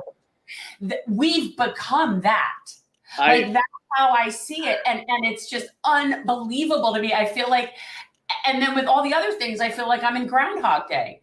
You know, that we have weapons of mass destruction. Oh, it's chemical weapons. It's whatever it is. Like, I'm in Groundhog Day. Well, and I think about this a lot too, which is like, I think like a lot of corporations want you to be right there, right? Like, we're now in this like kind of reality where I think people really want you to believe that if you go outside, if you go talk to people, like the country that we're living in is burning to the ground, right? And I think like, if you go on Twitter, if you go on corporate media, like, you will believe that, right? Like, that is what, and I think it's all because of they just want profit, right? Like, they want you to glue in to the metaverse. They want you to glue into the computer. They want you to be there because they want a profit, right? And if you don't believe that real life is worth saving, then you're going to invest into the tech companies and all these things. And that furthers, in my opinion, what you've just said, right? And why we think that the grassroots door-to-door approach is so important, because like, if you fully think the world exists the way that we tweet about it,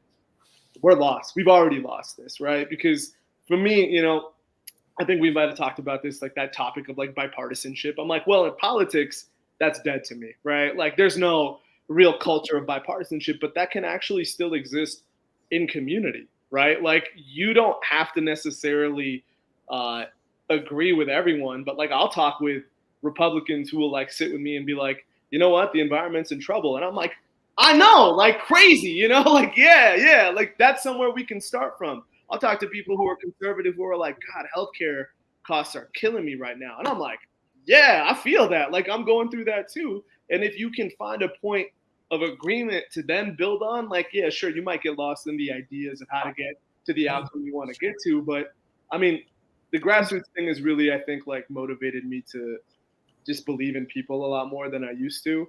And I think that's like where we got to be at. And you said this earlier, right? Like, empower the community, empower the block. And I know I'm running for Congress, but like, people need to lean into local elections too, right? Like, run for your school board, run for your city council, like, go for the clerk positions, like, do all that. Cause that's, I think, really where I think you can transform lives in a very direct way. And we need more people who think that Congress as well as local government are equally important. And so, you know, this is what we need to do, because I think these conservatives have figured out that local government is a target now. So I always like, I'll talk to anybody, and I bet you anything that we'll find something we agree on. Always. And it's not really an issue, and it's very easy to do that, and it's very easy to get along with people when you're not talking partisan. One of the greatest equalizers that we talk about is labor. And when you go to, and you see these, you know, whatever these, you know, the rallies and the unions that are forming, there's social and liberal people, like, you know, you've got liberal and conservative people socially on that spectrum, but yet they all would like a living wage. Yeah. And so your campaign obviously is very important. When is primary day? Yes. And how can people get involved? Absolutely. So look, primary June 28th. So we have about a little less than 2 good months left to make history in the Mahi City, send the first person of color to ever represent this city in the halls of Congress, but also the only person in federal politics here who has never accepted corporate PAC money. So there's a lot on the line. The entire like roadmap between now and June is, if you are here in the Mahi City and you can give me an hour of your week every week to either knock doors or make phone calls, like, that's what I need right now. I need people to lean in the moment to help us knock doors and go out every single day. And that's what's going to win this election. I have seen this unfold every door I have knocked. it is clear to me that this is the path to victory. And so the more people power we can get, the better we have a chance at winning it. If you don't live in my state and you believe in what we're trying to do, then the clear answer to you is please donate financially to the campaign. That is always a need. It doesn't matter how late it is, or like we can always print more resources. We can always invest into more ads and things like that. So if you have the ability to throw $5, $10 at the campaign, go to the website, nealwaliaforcongress.com, make a small donation. That'd be great. And of course, if you want to follow on social, all my handles are on the website. I'll say this, TikTok has been very successful for me in like a way that I wasn't expecting, because I'll tell y'all, like, I'm 33, and for the last like 3-4 years, I haven't been on TikTok, and I've been saying a lot of things like, I don't get it. It's for the young kids. It doesn't make sense. Actually, it allows you to achieve something that I think very few apps do, right? Like, I've noticed that people in politics, when you're messaging on campaigns, you're always talking at people, right? You're always like, vote for me. Here's the policy you need to care about. Here's how you need to get involved. On TikTok, it actually allows you to converse with people very effectively, and it gets past the point of it's not just about politics in that conversation. It's about, who are you? Can I ask you questions? Can I engage with you? It's really enhanced kind of the grassroots people-powered feel of what we're trying to do. So if you're looking to get involved online, like, definitely hit me up on TikTok, Twitter, and all those things. It's a good time, and I appreciate all the support. And I appreciate you guys for letting me back on. Thank you. It's always fun to chat, No, you're one of my favorite people, actually. And when you're so funny, because you say like person of color, and I'm like, I think of it, you're a colorful person. Like, that's sort of like the way that I thought of it. Yeah. And I think this would be great. And I do obviously have a special place in my heart for that area. I went to college in Colorado, so Boulder, granted, but I have friends from Denver, and I've spent a lot of time there. And it's important, people, because we have a chance of getting rid of a filthy corporate or incumbent that is one of the problems. Yeah. So any opportunity to do that is definitely a good one. Well, we'll have to put it on the calendar if we have an opportunity to make it, out to Denver in the next 6 weeks. Please let me know. We'd love to have you. More canvassing on the ground. He's just looking at like, where could we go that would be a good, fun place to go? That's what he's thinking. He's like, ooh, Colorado. Well, they have a lot of great food in Denver, so there's a lot of it. Among other things, right? Yeah, cool. Really good pool halls as well. Greatest bookstore of all time. Yeah. Which one? He knows which bookstore. What are you talking about? Tattered? You talking about another one? Yeah. Yeah, Tattered cover bookstore. Shout out to Kwame, the CEO. He's a good guy. I met him. Oh, love that bookstore. If you know all the small business owners, you're almost halfway to win. Oh, it's a big piece of the game, man. So we did small business Saturdays, and we canvassed small business specifically on Saturdays. Okay. And promoted the business. So you're out there going into businesses, and you're meeting the people, and you're telling them, and you're doing social media promoting that small business while you're there. It's amazing how you can make connections with people. The best, yeah. And they're looking for help too. Like, we're gonna leave that for another time. Small businesses are in trouble, so. Oh yeah, they are. We can definitely do that another time. But 100%. it was good talking to you, my friend. Appreciate y'all. Then we'll be in touch again. Have a good day, y'all. Thank you. Be well, brother. Take care. So again, He's lovely. There are a lot of great candidates that are out there. There really are. He certainly is one. That the cream rises to the top as the macho man. You know where in the Mile High City is the Mile, right? No. It's on the Capitol. It's if you go to the Capitol in Denver and you're on this, you go up the steps of the Capitol, there is the step that says you're at 1 mile. And literally the Capitol is basically at a mile high. And that's why it's called Mile High City. If you guys like our content, as you know, you helped us get to Cleveland. And lots of superfluous information like about the Mile High City. So when we get to go to Cleveland and canvass and get out there and help, you are a big part of that, because that's how we're getting there. Same would be true if you want to see us go in the next 6 weeks out to Denver to canvass on behalf of Neal, Walia, who I think is an exceptional candidate. Yeah, he's great. You can tell he's really good. And obviously who he's going up against is really crappy. So because the truth is, people have to just like you. They do. They have to like you. And especially liberals. Yeah. And they have to feel good around you, and you have to be warm. It's the truth. And he is, I think, an exceptionally good, personable candidate, like him going and knocking on doors. Like he's an exceptionally good candidate, I think. Yeah, so guys, remember patreon.com/generational change. As little as $5 a month, you can help us out. It really does make a big difference. Yeah, We're obviously seriously. very grateful for your support. What do we have coming up? What we have coming up on Monday is we're going to be speaking with our good friend Erica Smith, who's running for Congress in North Carolina's 1st district, another 1st district, Yeah. number one. We're number one. She has an excellent chance of I love her too. But she actually, we're talking about, has that somewhat of a good name recognition. She has been serving in their state Senate for 3 terms. So she is somebody that is not coming from obscurity. This Correct. is somebody who has somewhat of an infrastructure that's in place, which is very promising. And the fact is, she is somebody who is correct on the issues. Yeah, and She listen, really is. The corporate establishment can only block so many candidates, but they made it their mission. Listen, Erica Smith is fantastic. She's not Nina Turner. Nina Turner is on a whole other level of leadership in regards to what the movement can become. And she really took it on the chin. But again, we can't not address some of the things that we noticed when we were there. Cleveland is a fantastic city, but it is an extremely depressed city.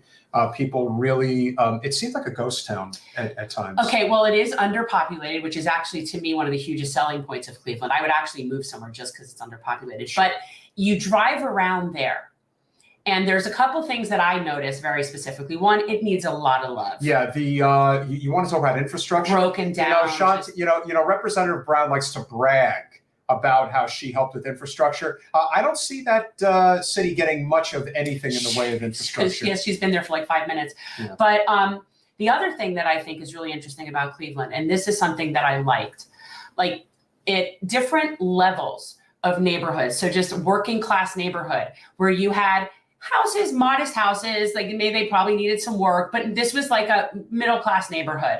And you will see that it's Black, and for the most part, doing okay. There's businesses up the street. This is not like a bad neighborhood. Like this is just a typical neighborhood. And I look at that, and to me, that represents such an opportunity.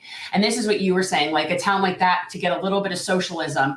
Like they are so on the cusp of being able to have like thriving Black communities there, middle-class communities there. And it's so obvious that it just needs a little something. Yeah. And it's not going to get that from who's there now. It's just not. In addition, this is an exceptionally older part of the country. When we were canvassing, we noticed that overwhelmingly the doors we were knocking on were of older residents. Yeah. I remember there was a couple of residents that we knocked on the doors. They were over 100 years old. Yeah, there's a very old. It is definitely, their demographic does lean older for sure. And that is ultimately something where, the hardest demographic to infiltrate electorally is the older Black community. And so women specifically, older Black women are like the hardest on the spectrum of conversion with the idea. They're definitely on the hardest side of it. There's a number of things we learned along the way. Of course, look, it cannot be overstated what an impact Jim Clyburn has on the older Black community. They are still very much, they see him as a champion of the civil rights era. But, one thing people tend to forget is that you are not always the person that you were 60 years ago.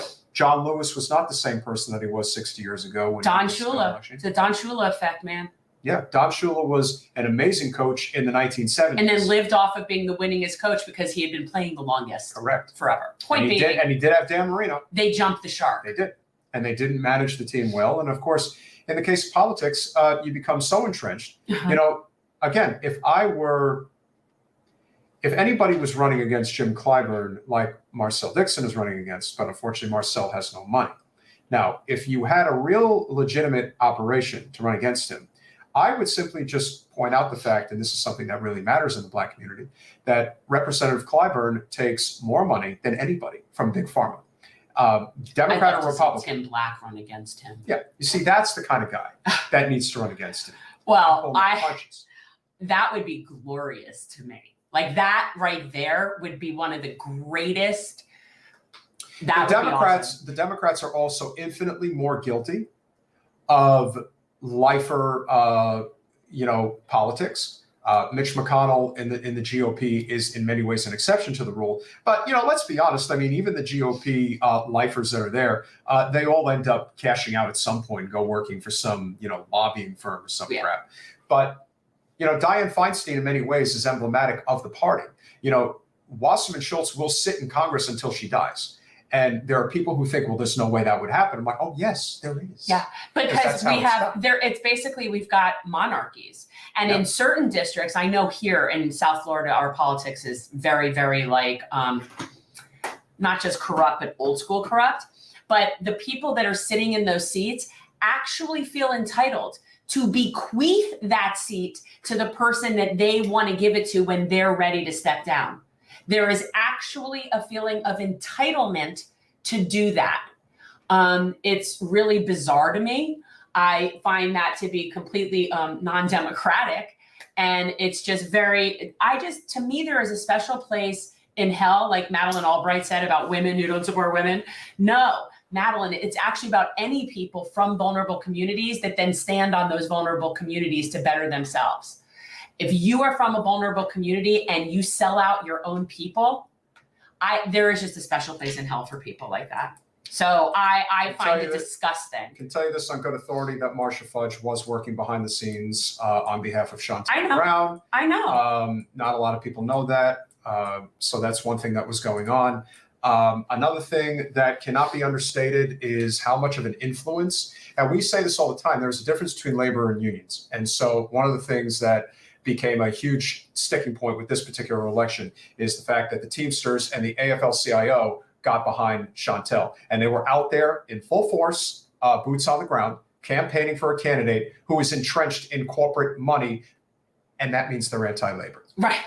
So to say that the top-down approach is the wrong way, and that's how unions do it, the bottom-up approach is how labor does it, like Chris Smalls. This is a bottom-up movement you're seeing right now between Amazon, Starbucks, hopefully Walmart. And I hope that we can bring enough awareness, not we, but just in general about the distinction between union management and rank and file and how that works. Because in the Chris Smalls case, that was one of the best things about that is that they're their own independent union. They're in charge of their union. Like they're going to retain some serious rank and file control there.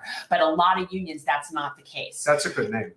What? Nasty Pelosi. I like that. Oh, she's just horrible. Yes, she is. It's very common. She is trying to give that. She's trying to give that seat to Christine Pelosi, her daughter, and her daughter Christine Pelosi, like the dumbass McBang Bang that she is, decided to make a unbelievably ridiculous statement, like they all have. This is one thing you have to say when if we're gonna address, this huge issue regarding Roe v. Wade. The Democrats have had decades to codify this issue, but they won't. And you want to know why they haven't codified it? Because it hurts fundraising. This is a fundraiser's dream, is to be able to say the big bad GOP are trying to take your abortion rights away. Which they are. Which they are. No, I mean, it's a legitimate fear. But they are letting it happen on purpose. Correct. They're allowing it to be, right, and they get to be Mick resistance. So when they go out there and they say, it's your fault that you didn't vote for Hillary Clinton, no, it is Debbie Wasserman Schultz's fault for rigging the primary on behalf of Hillary Clinton that fractured the party and allowed Trump to sneak through. It all comes down to Debbie for him. Remember, no one wants to talk about the fact that the reason why Hillary lost the Rust Belt to Trump is because most of those voters were Obama voters that crossed over and voted for Trump. And that's the truth. So you can sit here and you can point the finger at Jill Stein and at third-party voters. Susan Sarandon. Well, listen, we all bow. We bow at the altar of Susan Sarandon. We all know that. I really need to get, I think I've seen it, but I really want to get it. They have those like saint candles. I think there's a Susan Sarandon There is. one. Okay, because I have a Frida one. I need to get the Susan Sarandon one. It's funny. Guys, if anybody can find the Susan Sarandon I'll find Catholic candle. Because really we need to all pray to Susan Sarandon. Oh, we do. This is like when George Carlin talks about Joe Pesci. It's the same thing. I pray to Joe Pesci because he is somebody who gets things done. Somebody gets it I wonder if Pesci liked that joke. I'm sure he did. You have to. I mean, how could you not? First of all, if you get mentioned by George Carlin, I think that's a win. Yeah, like you are now memorialized historically in that. You know, I think that's pretty special. But again, the only reason we're standing at this point is because of that, and the obsession with Hillary Clinton. If you put a tweet out that says Hillary was right about everything, I swear to God, you all need to get. I'm telling you, you guys have to understand. I come from New Jersey, and I'm part Irish, so I have like a really nasty streak in my blood. Like I really want to just like it's just random. You spelled that random, wrong, but we know what you mean, Mario, for Senate parliamentarian. Yeah. But there are some people who just need, and I can throw a hard punch. So there are some people who just kind of need to get their, I say that about some people with those girls, some of those girls in Congress, that they just never had a good ass kicking when they were younger, and they really need it. Yeah, I mean, again, the virtue signaling that I see on social media is nauseating. Debbie was out there today leading the march of, in favor of Roe v. Wade. And look, going to a rally with the same people at the same place, in your little echo chamber. Yeah, it's an echo chamber. You're not actually doing anything. You're not codifying the law, and you are and again, you're not attracting more people to the party. You are not going to be. What are you looking for? My BWF. Oh, we're bringing it up again. Oh, okay. I'll find it. Okay. So unfortunately, this is a huge sticking point, and so ultimately, we're never going to get where we need to go until we recognize that when somebody says, for example, we mentioned before, Ted Lieu or Adam Schiff, any of these guys, if what they are saying is you just got to vote for more Democrats in November. No, actually, Roe v. Wade is being taken away right now, 6 months ahead of the election. With all three branches basically that could control the situation, controlled by Democrats that could actually make this happen so that we don't have to worry about it. Does anybody want to talk about the fact that the president of the United States is anti-choice? You know, the amazing thing, and this is the irony of it all, Trump is pro-choice. Well, he's had to be. Well, and everyone knows that he is. Now, of course, Mike Pence isn't. But that's the fact that Joe Biden is anti-choice and everyone knows that he is, and they're not willing to even push him slightly on it. Not even say, Joe, for the good of the country, you need to do the right thing right now. No, Joe is, of course, and he's a horrible Catholic, but he is a Catholic. And for them, this is a really important issue, but they don't actually believe in the separation of churches. And they don't actually care about the life once it's born. So when we have people that come on our podcast, like Bill, and we appreciate him being here, again, correct, the separation of church and state, as it says in the Constitution, is that a state shall make no religion a sole religion, that you have to adhere to one specific belief. But you know what else that is an interpretation of? It means that your religion cannot be bestowed upon me to follow. Just because you believe that abortion is a sin doesn't mean it is for somebody else. And the law of the land says that a woman has a right to control her body. Not for long. Not for long. And make no mistake, people, if Joe Biden wanted to codify that and have it be safe, he could absolutely have that happen. It's like people know how that could happen. So you don't get to say that and he doesn't, but even like people like our Congresswoman who are out there marching in the streets for this, but would she vote to get rid of the filibuster? Would she support the whole idea of, creating a codification for this? Is she pushing for that? Of course not. So they're so full of crap. And let me be very clear, I am beyond a pro-choice individual. So if you weren't on before, what I have on the screen, it's bwefund.org, and that's Broward Women's Emergency Fund. I'm one of their sustainers. It's something that's important to me. I just, I don't always bring it up because it's just not usually like front and center, but this is an organization here in Broward locally that makes sure that any woman in Broward who would like to have abortion services and can't afford to do so will have the funds to do so. It is local. All the money goes to helping people. There's no administration. And it's just, It's as local as I feel like I can help the people right around me as best I can. Yeah. So and for anybody if you have a similar type thing, look for that in your area, because it's just try to keep it local, people, where you really know, where the money's going.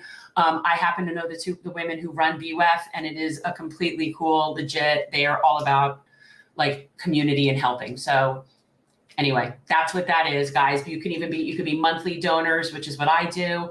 But right now, I think it's just, if you want to, instead of standing out in your echo chamber and protesting with a sign and having cars honk at you, throw some money if you can, or spread the word and donate to this organization for women. Any of those groups that were out there yesterday, whether it is obviously led by Debbie, the women's club of West Broward. Yeah, they're all in that. They're loving it. If you're out there and you're saying that we have to protect Roe v. Wade, you know what you need to do? You need to tell the President of the United States that he has to codify Roe v. Wade. And if you don't do that, then you are not serious about this issue, because your position in politics is more important. You are not willing to piss off people in power, because ultimately the Democrats are loving this. They think this is going to help them in the midterms. But I got news for you. It isn't. Because if they don't do anything right now in the next probably 6 to 8 weeks, they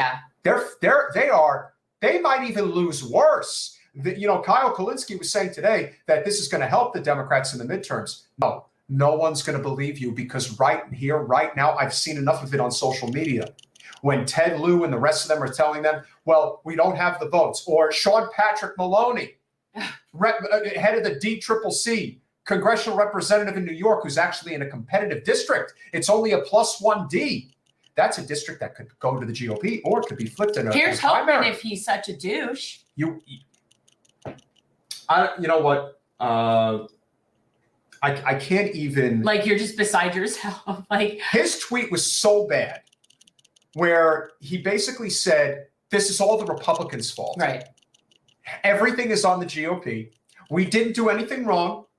We are totally innocent in all of this. So you better vote for us in November, because that's the answer. That's how you solve this problem. And yet Biden was flat out asked on camera if he would push for ending the filibuster, which is what you would have to do in order to put through legislation that would codify Roe v. Wade and make it so that the Supreme Court, like, this is a chess game.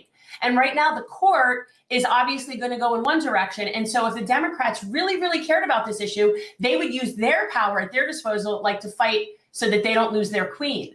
Like, that's basically where we are. And he flat out said that he would not support ending the filibuster. He's not going to push for that right now. Okay, Joe, why don't you wait until, I don't know. I don't want to push for that right now. Oh my God. And Democrats are just going to support this?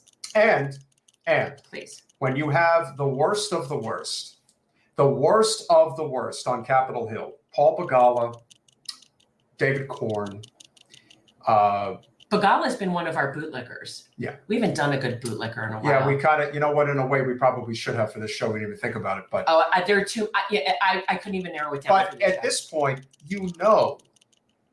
who's going to say what they're going to say. And so when they come out and say, if you didn't vote for Hillary in the election, it's all on you. You are the one who didn't do anything. And all I could think of is they were trying to get Ruth Bader Ginsburg to retire back in 2013. Yeah. 2013. I remember thinking to myself, this would be a good time. We talked about it. I know that it was definitely something that, if I'm thinking about it, it was on their responsibility to think about it too. You have people on social media who are pointing that out and then getting basically called out for their hypocrisy, because as it turns out, some of those people said it was sexist to ask Ruth Bader Ginsburg to step down when she was sick. So there's that one. Well, and that's number one. And the thing is, and let me be very clear, I was a fan. Ruth Bader Ginsburg wrote the Virginia, the VMI decision, which is actually a brilliantly written decision, I must say. And that's the decision that basically allowed women into the military institute, into VMI, where they otherwise weren't. But so my point is, right, Virginia Military Institute. So point is, I'm a fan. And yet I see that as that was a very flawed thing to do and should have been foreseen. That's what I think, by people that are smarter than me. If Ruth Bader Ginsburg died in office like Antonin Scalia did at the beginning of 2016, what do you think would have happened if he was in control of the Senate? Do you think that they would have forced through a conservative justice, or do you think they would have kicked the can down the road, as Obama and Schumer did? That could have mitigated a problem. And maybe Merrick Garland would have been agreeable to not having Roe v. Wade overturned. And it would be a 5-4 decision in the Democrats' favor, or in the liberal court's favor. But I don't remember. Do you remember Obama fighting for that? No, he allowed McConnell to. You know, he got slapped. He did. And you don't want to hear that if you're a Democrat. Oh my God, you can't say that about Obama. He had so much this, that, and the other thing. No, if you are in the position, you see, this is the other thing that presidents don't understand, or people don't understand about the presidents of the United States. You are a martyr, whether you want to be or not. You want the highest office in the land, you have to be willing to die for what you believe in. It is the only way people advance. The last president we had that was willing to do it was murdered in office. Yeah. To me, there are so many obvious examples of how we ended up where we are. Yeah. And the rigging of the Democratic primary in 2016. You know, when people say, how did they rig the primary? How about this for an example? You couldn't go to a local Democratic Party office at a county level during the primary and get any type of campaign paraphernalia for Bernie Sanders. Everything was for Hillary. That's rigging an election. And that's essentially, and that's exactly what just happened to Nina. And not only that, but the conflict of interest being that Shontel Brown is still the head of their local county party, which I don't understand how you can be that. Well, it's the same as in Georgia. Like, you're the person overseeing the election, but you're running for office. So she's the head of the party. This is a primary to see who represents that party, and she's the head of the party. The Democratic Party has bylaws. Yeah, what is the shaking? I wonder if that's what it is. Well, it's you banging on the table a lot. He does bang, but no, I've heard if it's a consistent thing, then it's not that. Well, here's what I can tell you. It is a violation of party bylaws to run for office while you are sitting in a position on the board of the county party. And in the case of Shontel Brown, she was the chair of the Cuyahoga County Democratic Party, yet she was still running for Congress. And now she's an elected congressperson, which makes it even worse because she's still the chair. So when we talk about political corruption, this is deliberate. This is in your face, and everyone gets all their panties in a bunch about Trump. No, the only thing Trump really did was he exposed just how hypocritical this system really is, because they're all guilty of it. You have Joe Biden from June of 2020 saying, if you elect me president of the United States, I'm going to codify Roe v. Wade. We're waiting, Joe, because you didn't do a damn thing since you got elected. But then we're complaining about Democrats, so then we must support Republicans. Like, we criticize corporate whoredom. That's the truth. And it's like, if people don't like that, that's just the sort of inconvenient truth. And I do think that the party that's supposed to be the party of labor and people, supposed to be in theory, I think we should be able to expect more from them. I do. Just like I expected more from Obama than I did from W. I think Obama, it was a way bigger disappointment to me. And it's not that I don't hold somebody like W accountable. He should be in prison. But it's because I had such greater expectations for somebody and thought he was so much more capable. And I think that, I'm not saying this is a form of flattery, but I think that's the reason why we critique them so much, because they're the only ones in a position to actually do anything. And instead, they're not. They're doing all sorts of identity crap and wedge issues and fundraising, and they're not actually doing anything. And if Joe wanted this shit done, it would get done. I'm sorry, if Joe wanted that infrastructure bill, we'd have the infrastructure bill. Like, it's not complicated, people. It's really not complicated. Look, here are the facts, man. I mean, not that you can go anywhere. I don't want you sniffing my hair. Oh, come on, man. So listen, right, here's the facts, Jack. We're not changing anything around here. Nothing will fundamentally change. I did say that, didn't I? I was pretty clear about that. Nothing will fundamentally change. I think in general that that's a good idea when you do that one. I think I need to move over. Like, it's really disgusting. It's so disgusting. Just Don't touch the hair. Not that I'm So gross. again, make America great again, man. I know I'm way up past my bedtime, but I just can't. I can't make any decisions. I got to get along with everybody. That's illegal, you know. Not where I'm sitting, Joe. Thanks to you. How many people are incarcerated for nonviolent weed offenses? 2,700 that you could pardon right now, Joe. Come on, man. I don't have that kind of power. Yeah. Not responsible for any of this. That's for sure. That's the one thing we can agree on. You are definitely like completely irresponsible. We're gonna make this a little easy. Not that we're gonna For God's sake. make it safe for people to get an abortion without having to go to the back alley. How are you going to do that, Joe? We're going to allow the blue states to have it legal, and the red states, some of the red states. We got to compromise. We have to find common ground. That's what we got to do. Don't you agree? So I've been president for a little while, and not that I'm not going to run again. I'm going to run again. I'm pretty sure. If I can remember it. They'll pump you up on enough meds that they'll be able to keep you All right, man. That's what I'm talking about. That's good. Give me some of that good stuff, Jim. I like the good drugs. Drugs take, they take a little while to kick in, but those drugs are illegal for me. Yeah. Then you need to pardon and expunge all nonviolent cannabis users and sellers and all of those people. You have 2,700 people whose families would be totally changed forever. Just saying. We have nonviolent drug offenders in this country, and they need to be released from prison. Yeah, you could do that, Joe. 2,700 of them. Come on, man. I can't do anything. That is not my responsibility. Yeah. That's the responsibility of the good, hardworking people in the private prison business. And they have to make a living. Don't you understand? It's about jobs. It's about jobs, man. Yeah, it's about people having to work 3 of them, Joe. You show up for someone like Chantel Brown. Chantel's a great girl, even though she doesn't support the Iran nuclear deal. But I don't really support it either. You're right. You know why she doesn't support the Iran nuclear deal, right, Joe? Oh, of course. Because, Was it your friends at AIPAC, Joe? not that I have any friends at AIPAC, but they're good people, man. They're making America great again. We're building back sort of bit. Not that we're building too high, but altogether, it's going to be good. So, what can I say? I'm not doing a good job, am I? It's all right. You mean you or Joe? Joe. Joe sucks, man. Let's go, Brandon. Let's go, Brandon. We can't figure out exactly. It's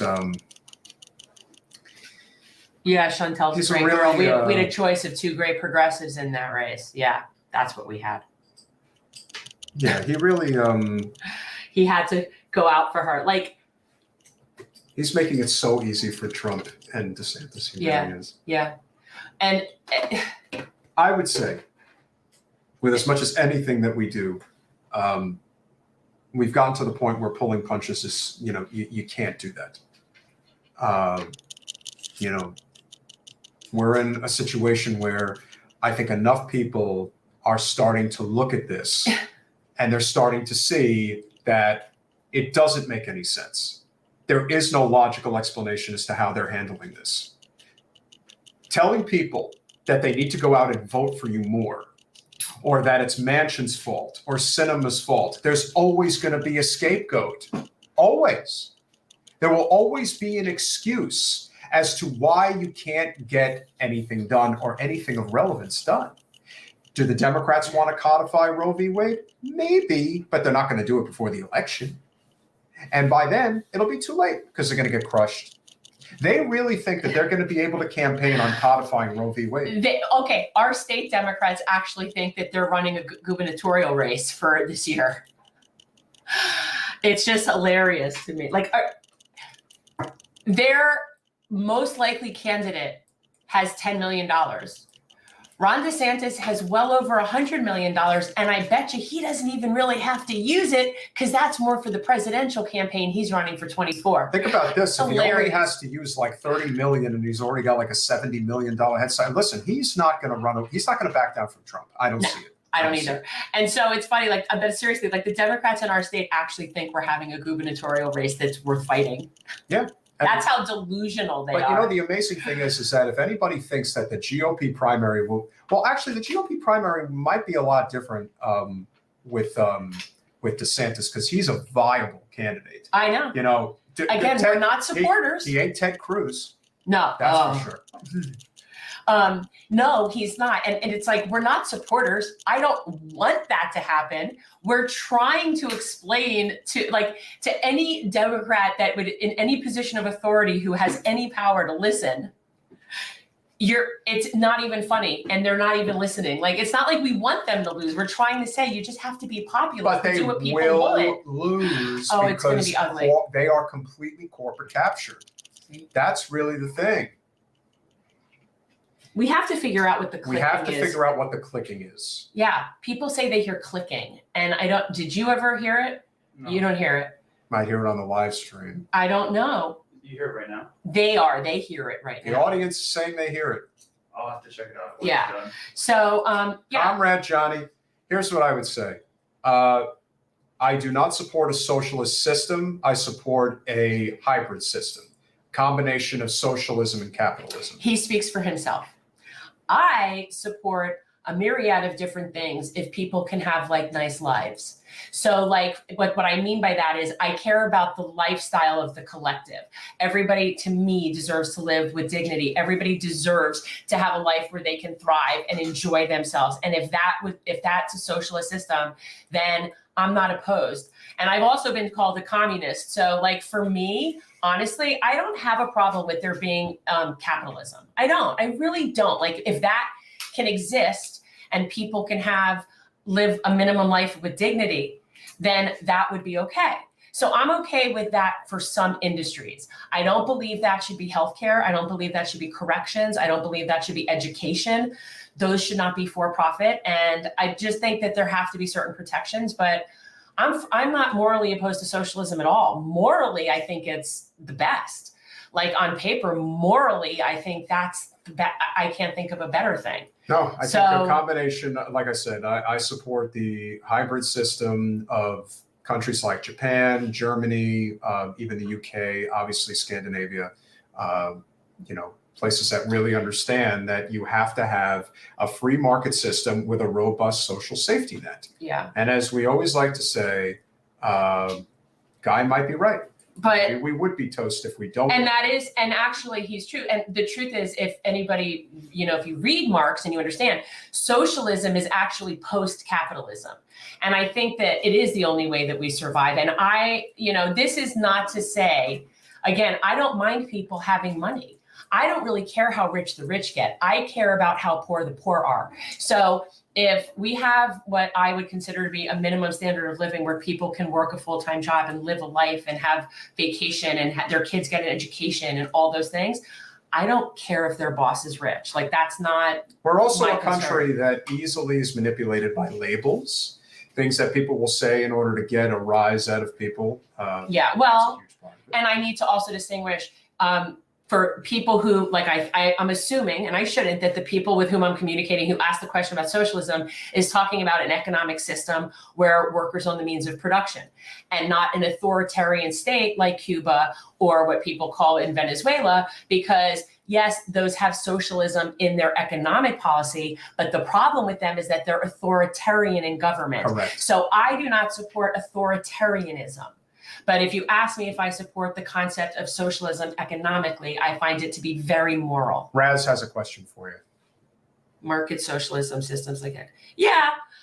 Worker co-ops. Yeah, Worker co-ops. I believe that businesses should either be, I like the idea of worker co-ops, or I like the idea of unions. I like one or the other. Like if obviously if a business is a worker co-op, then it doesn't need to be unionized.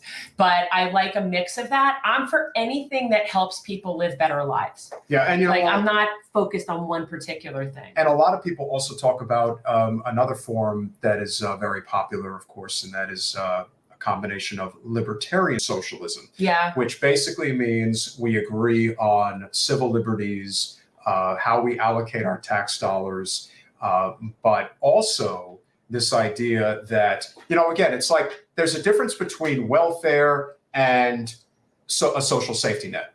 A social safety net is like a trampoline, where basically if you fall through the system, you bounce up off the trampoline to get back up again. That could be a means to you've lost your job and you need help. When you're in a welfare system, that's a system that's like quicksand. The idea is to keep you sinking down. So a perfect example of welfare in the United States, real welfare, is a company. I mean, I know everyone gets after Amazon, but to me, the worst company, in my opinion, is Walmart. And the reason why Walmart is truly the worst is, you know, we unfortunately had to go into one in Cleveland. And I can assure you that the cheapest crap, the most unhealthy food, the cheapest clothes, everything, the whole system is designed to keep you in perpetual poverty. On top of that, they do not pay a living wage, anything close to a living wage. As a matter of fact, one of the first things I talk about when you are hired to, you know, become an employee of Walmart, they immediately direct you to their welfare office. So they allow you to apply for it if you need to. By the way, McDonald's does that too. You automatically, when you apply for a job at McDonald's, they'll give you the paperwork for food stamps. Yeah. I'm just saying. And like, to me, that's an abomination. The welfare is what we're giving to those businesses. That's the welfare. I think it is fantastic that people are doing that. I absolutely think that there is a place for Amazon in our society, but it absolutely needs to be, you know, it needs to be unionized. In my humble opinion, Walmart shouldn't even exist. It is the most worthless, useless company in the United States. And they are responsible. The Walton family is responsible for the Clintons getting to the White House. Let's remember that. So when you have the business model that was designed to ensure that small businesses throughout the entire country were destroyed because they could not compete. How could you compete? You know, when somebody— And now it's also places like Dollar Store. Like it's not just Walmart, but Walmart is egregious. Dollar Store is just another example of Walmart. Yeah. It's a disciple. It's a byproduct of that system. I can't go in the Dollar Store. They smell to me. Yeah. They smell bad to me. Well, it smells like stale stuff from a warehouse in China is what I picture. Just been sitting in a warehouse. Raina, the Waltons are Arkansas. Oh. They are Arkansas. Yeah. The very rich.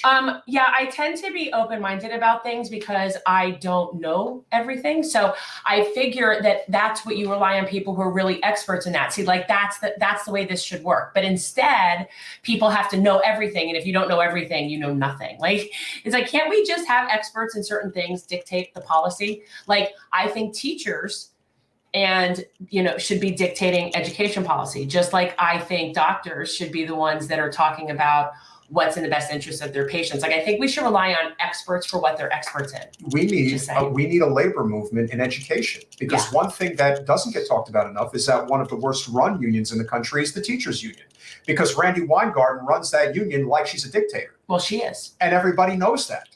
And when I approached her about talking to Jen about being screened for the teachers union, she said, "No, I'm with Debbie." And when she says I'm with Debbie, that means everybody else is with Debbie because she says so. And the other thing about the teachers union, which is very interesting. It comes from national people. That's true. And the other thing you have to remember about the teachers union is that their interests are in the interests of only teachers, not the students. Nope. You need a labor movement of teachers whose interests are that of the students. That is what we need. Well, in all fairness, if we treated our teachers better, then that would be the case. So I'm not saying teachers unions should exist. Sure. To protect teachers. I don't have a problem with that. I do think people mistake them for that their job is to protect children, and it isn't. And it has its own purpose. Teachers unions could exist for the right reasons. But when they don't give screenings, then it's just a political cronyist kind of bullshit. Yeah, I was writing a lot about that today in our little book that we're working on.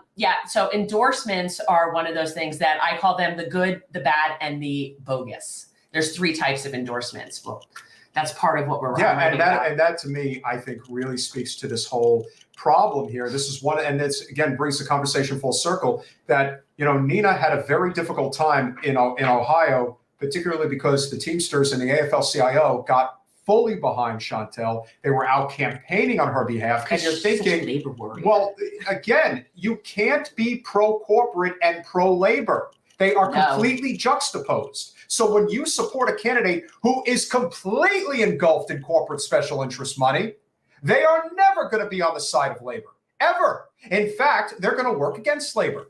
So you would think under those circumstances that maybe unions, considering the labor movement that is growing right now, might be rethinking their strategy regarding political gamesmanship, because that was really stupid on their part. Really stupid. Yeah, Red Guard, I am open to all and any ideas having to do with that. I find it incredibly infuriating that right now we're seeing this authoritarian control of my reproductive freedom, but people like Jeff Bezos get to go run amok and get to just control and dominate the lives of people and not take care of his employees and fly a giant penis into outer space and whatever other nonsense he does. And so I am actually opposed to actually using regulation in that regard very much so. So I'm open to that. I think that those things at this point need to be turned into public utilities. Worker co-ops. Well, you could do worker co-ops, but I mean, they need to be much more regulated. They're out of control, and the monopoly problem is huge. Conservatives overwhelmingly agree with universal broadband. Yeah. It's absolutely ridiculous that people think that you shouldn't have internet. The reality is, if you are living in rural America and you don't have universal broadband, how can you start a small business? Like, how can you do that? How do you have the opportunity to do those types of things where you don't want to be working for a company? But they don't want rural America to have small businesses because that's where all the Walmarts are. That's how you become dependent on the system that is in place. That is why they fight so hard. Could you imagine if Nina was a congresswoman and she was having a speech where she was basically talking about the fact that rural America, red America, doesn't have universal broadband because they want you to be dependent on Walmart and the dollar store and, Amazon. It's all part of it. Yeah, for sure. It's all connected. There's a reason why, I've driven in a lot of different places in this country, and it really sucks, especially, driving I-95 right outside our doors. It can take you all the way to Canada if you want to take it all the way up to Maine. And here's what I can tell you, particularly in the South, when you are on the highway in the rural parts of the South, when you come to a truck stop, when you come to a pit stop of any kind, you are not going to find small businesses. You will find Hardee's and McDonald's and Subway. You will find all of the major chains, and they invest no money in the local communities. A small business would invest money in the local community. Yeah, and sponsor the Little League team and all the other things. Like, it's so clear that that's what's happening. There's just a complete takeover. Noam Chomsky says corporate tyranny is the worst form of tyranny because it's more unaccountable than government. Yes. And now what I would say is that corporate and government is completely intertwined, like the Venom symbiote on whatever that guy's name is. They are now completely one.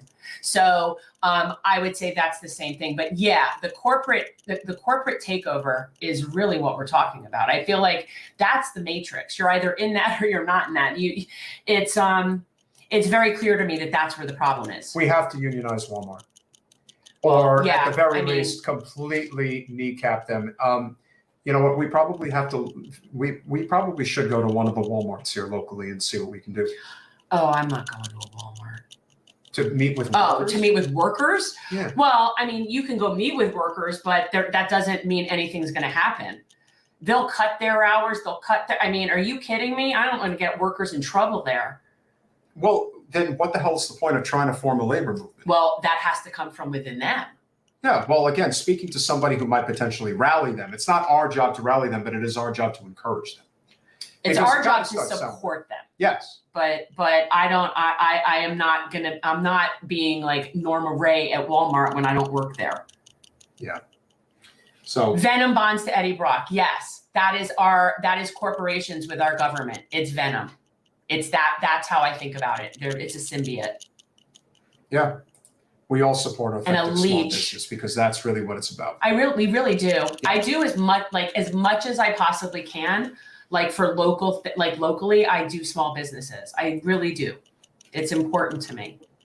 Guys, one last time while you're here, if you support our content, if you like what we have to offer, it is very important that we are able to, again, as we just did, we were in Cleveland. We were able to help Nina canvass for 3 days. We worked in the office one night. We were in the field for 2 consecutive days for about 15 hours combined, probably hit as close to 200 houses. We wish we could have, we wish we knew what we were up against in terms of where the campaign stood, but to help Nina at all. I think it's 3 big factors. 1, the special interest money against her.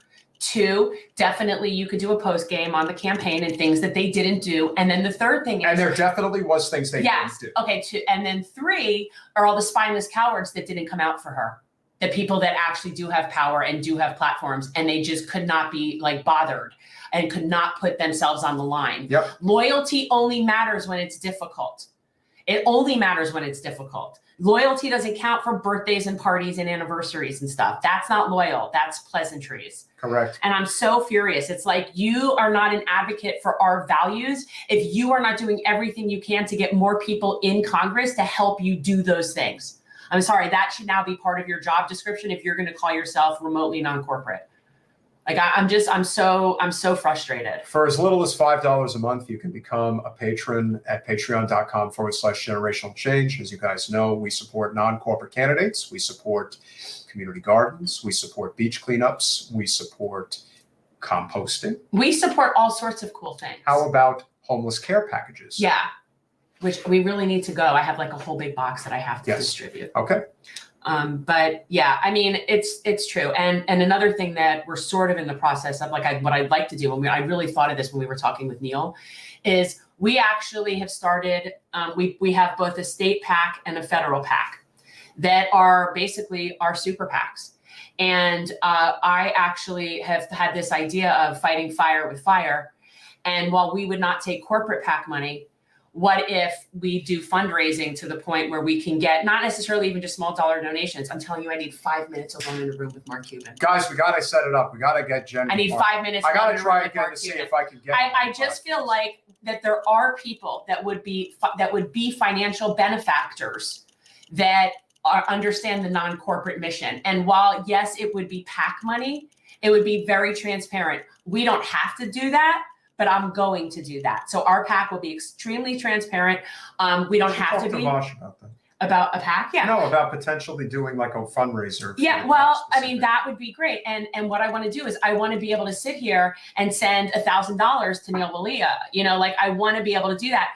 And we want to be able to exceed that individual maximum. And unfortunately, that's how they play. And we need to play the same way. So we have a federal PAC right now that we're starting, and it's basically I'm gonna make it be. No, it's not.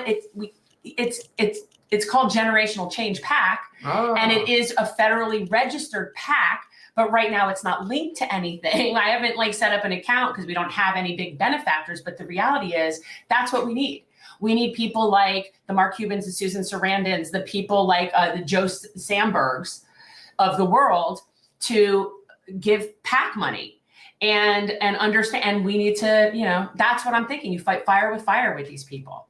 So that's sort of non-corporate PAC. No, a non-corporate PAC, completely transparent by people that understand that this is our mission. And that the bottom line is we need money. And that's what we're dealing with. If there was some non-corporate, like real, left-wing, I'm going to say progressive, populist PAC that represented what we're trying to do, and that money could come back and help somebody like Nina fight against the filthy corporate PAC money that she's fighting against. Yeah, maybe that's the thing. Maybe we need good PAC money against the evil PAC money. The other thing you have to remember is that, and again, I hate to say this, it's not that we are the arbiters of truth, and that we have every answer. But one thing that I think you guys know for sure is that if we are overseeing the money, it's going to go where it belongs. It's going to go where it belongs. But and the thing about the super PACs is that what's so scary about it's dark money, because they don't have to. There's no accountability. Right. They don't have to be accountable for their money. They don't have to file it. It can be just whatever it wants. I would voluntarily, all of our money will be 100% transparent and accountable, because I don't have a problem with that. We just need money. It doesn't need to be dark money. It's not going to be nefarious money. I'm not taking fossil fuel money or big pharma money. No, this is money from individuals who believe in exactly Correct. what we're fighting that can for. get so that we can give more than the minimum Corporate or the max candidates. Right. There's no such So thing like as if good. somebody like Mark Cuban wanted to give me $1 million so that we can get non-corporate candidates and distribute that money around the country to fight in these races, then yeah, I think I think I can get behind that. And so I do think that it's just something I'm tossing around. That's what I'm saying. Yeah. And that, of course, is, when it comes to raising money. I think there can be good PAC money. I'm sorry. Yeah, no, I understand. And of course, there are good PACs that are out there. But unfortunately, most of them are not good. And most of them are funded because they create jobs for people and they're on boards and they're making $100,000 a year. That is not what we're doing this for. We're doing this because these candidates need help. Yeah. And they don't have money. And look, as much as we love grassroots and small dollar donations, and as much as that should be the basis of your campaign, the reality is that we need more money. If we had the ability to raise $25,000 to $50,000 for India Walton for her next campaign, exactly. You better believe we're going to do it. And that's what we're talking about. That's an example of how you can make that difference, and we would have the ability to make that difference. And we will give you guys the opportunity to share your sentiments in regards to which candidates are worth supporting. We're also going to be very strategic about which candidates are involved. I actually think that it really means vegan cat lover. I challenge that and I reject that. And I think it is completely possible. Just like I think that if I could get somebody to fund doing an independent news network, that they actually really did believe in it. And you created it so that it was like a co-op, that they provided seed money and they got something in return for it. But it was created as a co-op. I do believe that's possible. And I do think that you can find people with money, people like Joe Sandberg, who probably could get behind something like that. Yeah. So I reject that. And I think that I know me and I know how I would run What's something. the line that Nina said?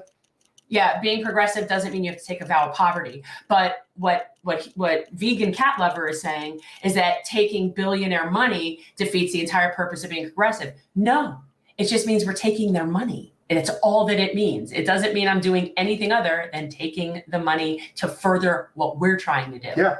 So yeah, I'm starting to get. After watching this thing with Nina, it's like, yeah, I feel like they want to get in the. You want to fight fire, you got to fight it back. Yes, that's the only way it's going to work. Yes, yeah. And I, look, if people like what we're doing and they want to get behind what we're doing, that's how a movement works. And also, I'm sorry, I'm in a train of thought.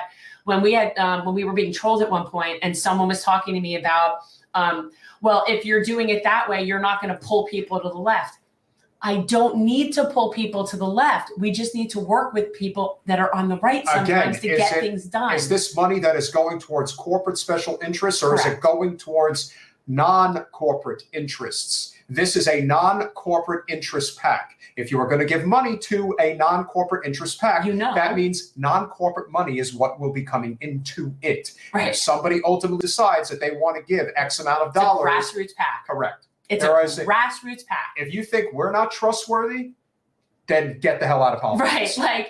At this point, and it will be fully transparent. So guys, that's what I mean. It's like it's a grassroots PAC to give, those corporate people are starting on third base, guys.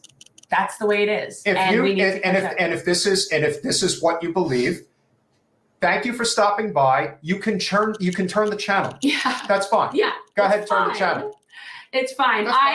And what we've done in our projects and what we've supported and what we've been fighting for and what we've done locally speaks for itself. So I know where our money goes and our resources go. I suppose Nina Turner's a corporate hack because she took $50,000 from Wolfpack, Jay Huger's organization. Does that make her a corporate whore? I mean, there can be. We need to. This is the reality we live in, people. It really is, and we need to combine our resources. And if there's some wealthy people that are willing to toss in a little bit extra, that's kind of how the taxation system should work. So I don't mind them paying their fair share to help us get progressives and populists and non-corporate people elected. I'm good with that. Yeah. Like if somebody wanted to give us money and then I could help fight back when Kshama Sawant's seat is up and Bezos is throwing $3 million at her and we can get somebody to throw some money behind her. Yeah, I'm good with that. I'll sleep just fine at night. So you can call me whatever you want to call me. So unfortunately, the battle is going to be fought. It's not going to be easy, but I think without question, there is a way to do this in a non-corporate fashion. If people have money and they want to contribute, again, it's like saying that, and the problem with this particular person, vegan cat lover, is this idea, as you said, as Nina Turner says, you don't have to take a vow of poverty. Right. There is no point in thinking that you can make things work by simply not having any money at all. You don't have to take dirty money. That is not what we're doing. That is not what the PAC is going to do. There is going to be certain bylaws, guidelines in terms of what money is accepted. Corporate special interest money cannot be accepted. An individual can donate whatever they want to donate. Thank you, dirtbag leftist. I think it is too. And I haven't seen this really be tried. I don't know much about Jeng's PAC. Like, I don't know what their mission is, but ours would be basically to give non-corporate and grassroots people and help to fight against the corporate people. That's the whole purpose of what it would basically be. And there are a lot of people out there who frankly want to donate to these types of things. They just don't know. They don't know who to give it to. They don't know who to trust. And frankly, they want to do it conspicuously. They don't want their names out there. Because there's also a lot of things that can happen when this type of thing happens. You have to remember, people want to donate, but they also want to make sure that they are not going to be exposed is not even the right word.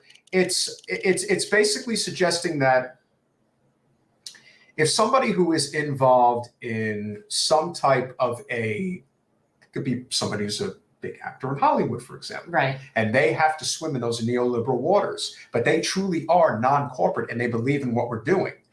They can't put their name out there in support. Yeah, that's such a Mallory thing to say.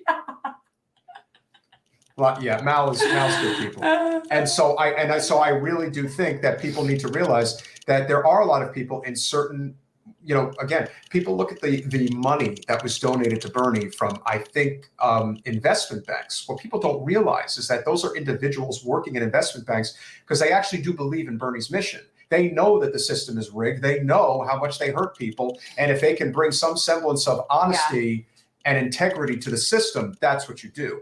This is how you do it. Now, if somebody from, I don't know, Walmart offers us $1 million, we're not taking it. So nobody's buying us to do anything we wouldn't want to do. I'm talking about having a meeting of the minds with people that are on our same mission and people that have resources. So let's be very clear about what this is. So with that said, think about all the people we would be able to give money to and help. Yeah. People like Erica Smith, people like that would basically be the whole point. We could be like a clearinghouse, and not only and as a PAC, actually, you don't send money to the campaigns. You basically are running another campaign. You're running like a shadow campaign to their campaign. So we would have the resources to hire canvassers and put out ads and do all these things on behalf of them, and it actually is separate from their campaign. Correct. And you can do whatever you want. So we could be sending out flyers all around North Carolina's 1st District singing the praises of Erica Smith. Speaking of Erica Smith, she will be on our show on Monday. We really appreciate you guys. We have gone way over time, but this was a very important conversation to be had. We support Nina Turner 100%, and we support codifying Roe v. Wade 100%. Unfortunately, the Democratic establishment doesn't feel the same. Doesn't support either of those things. Neither way. And so with that said, not all blues are created equal. No. And so with that, we will see you Monday. Good night, guys. Bye, all.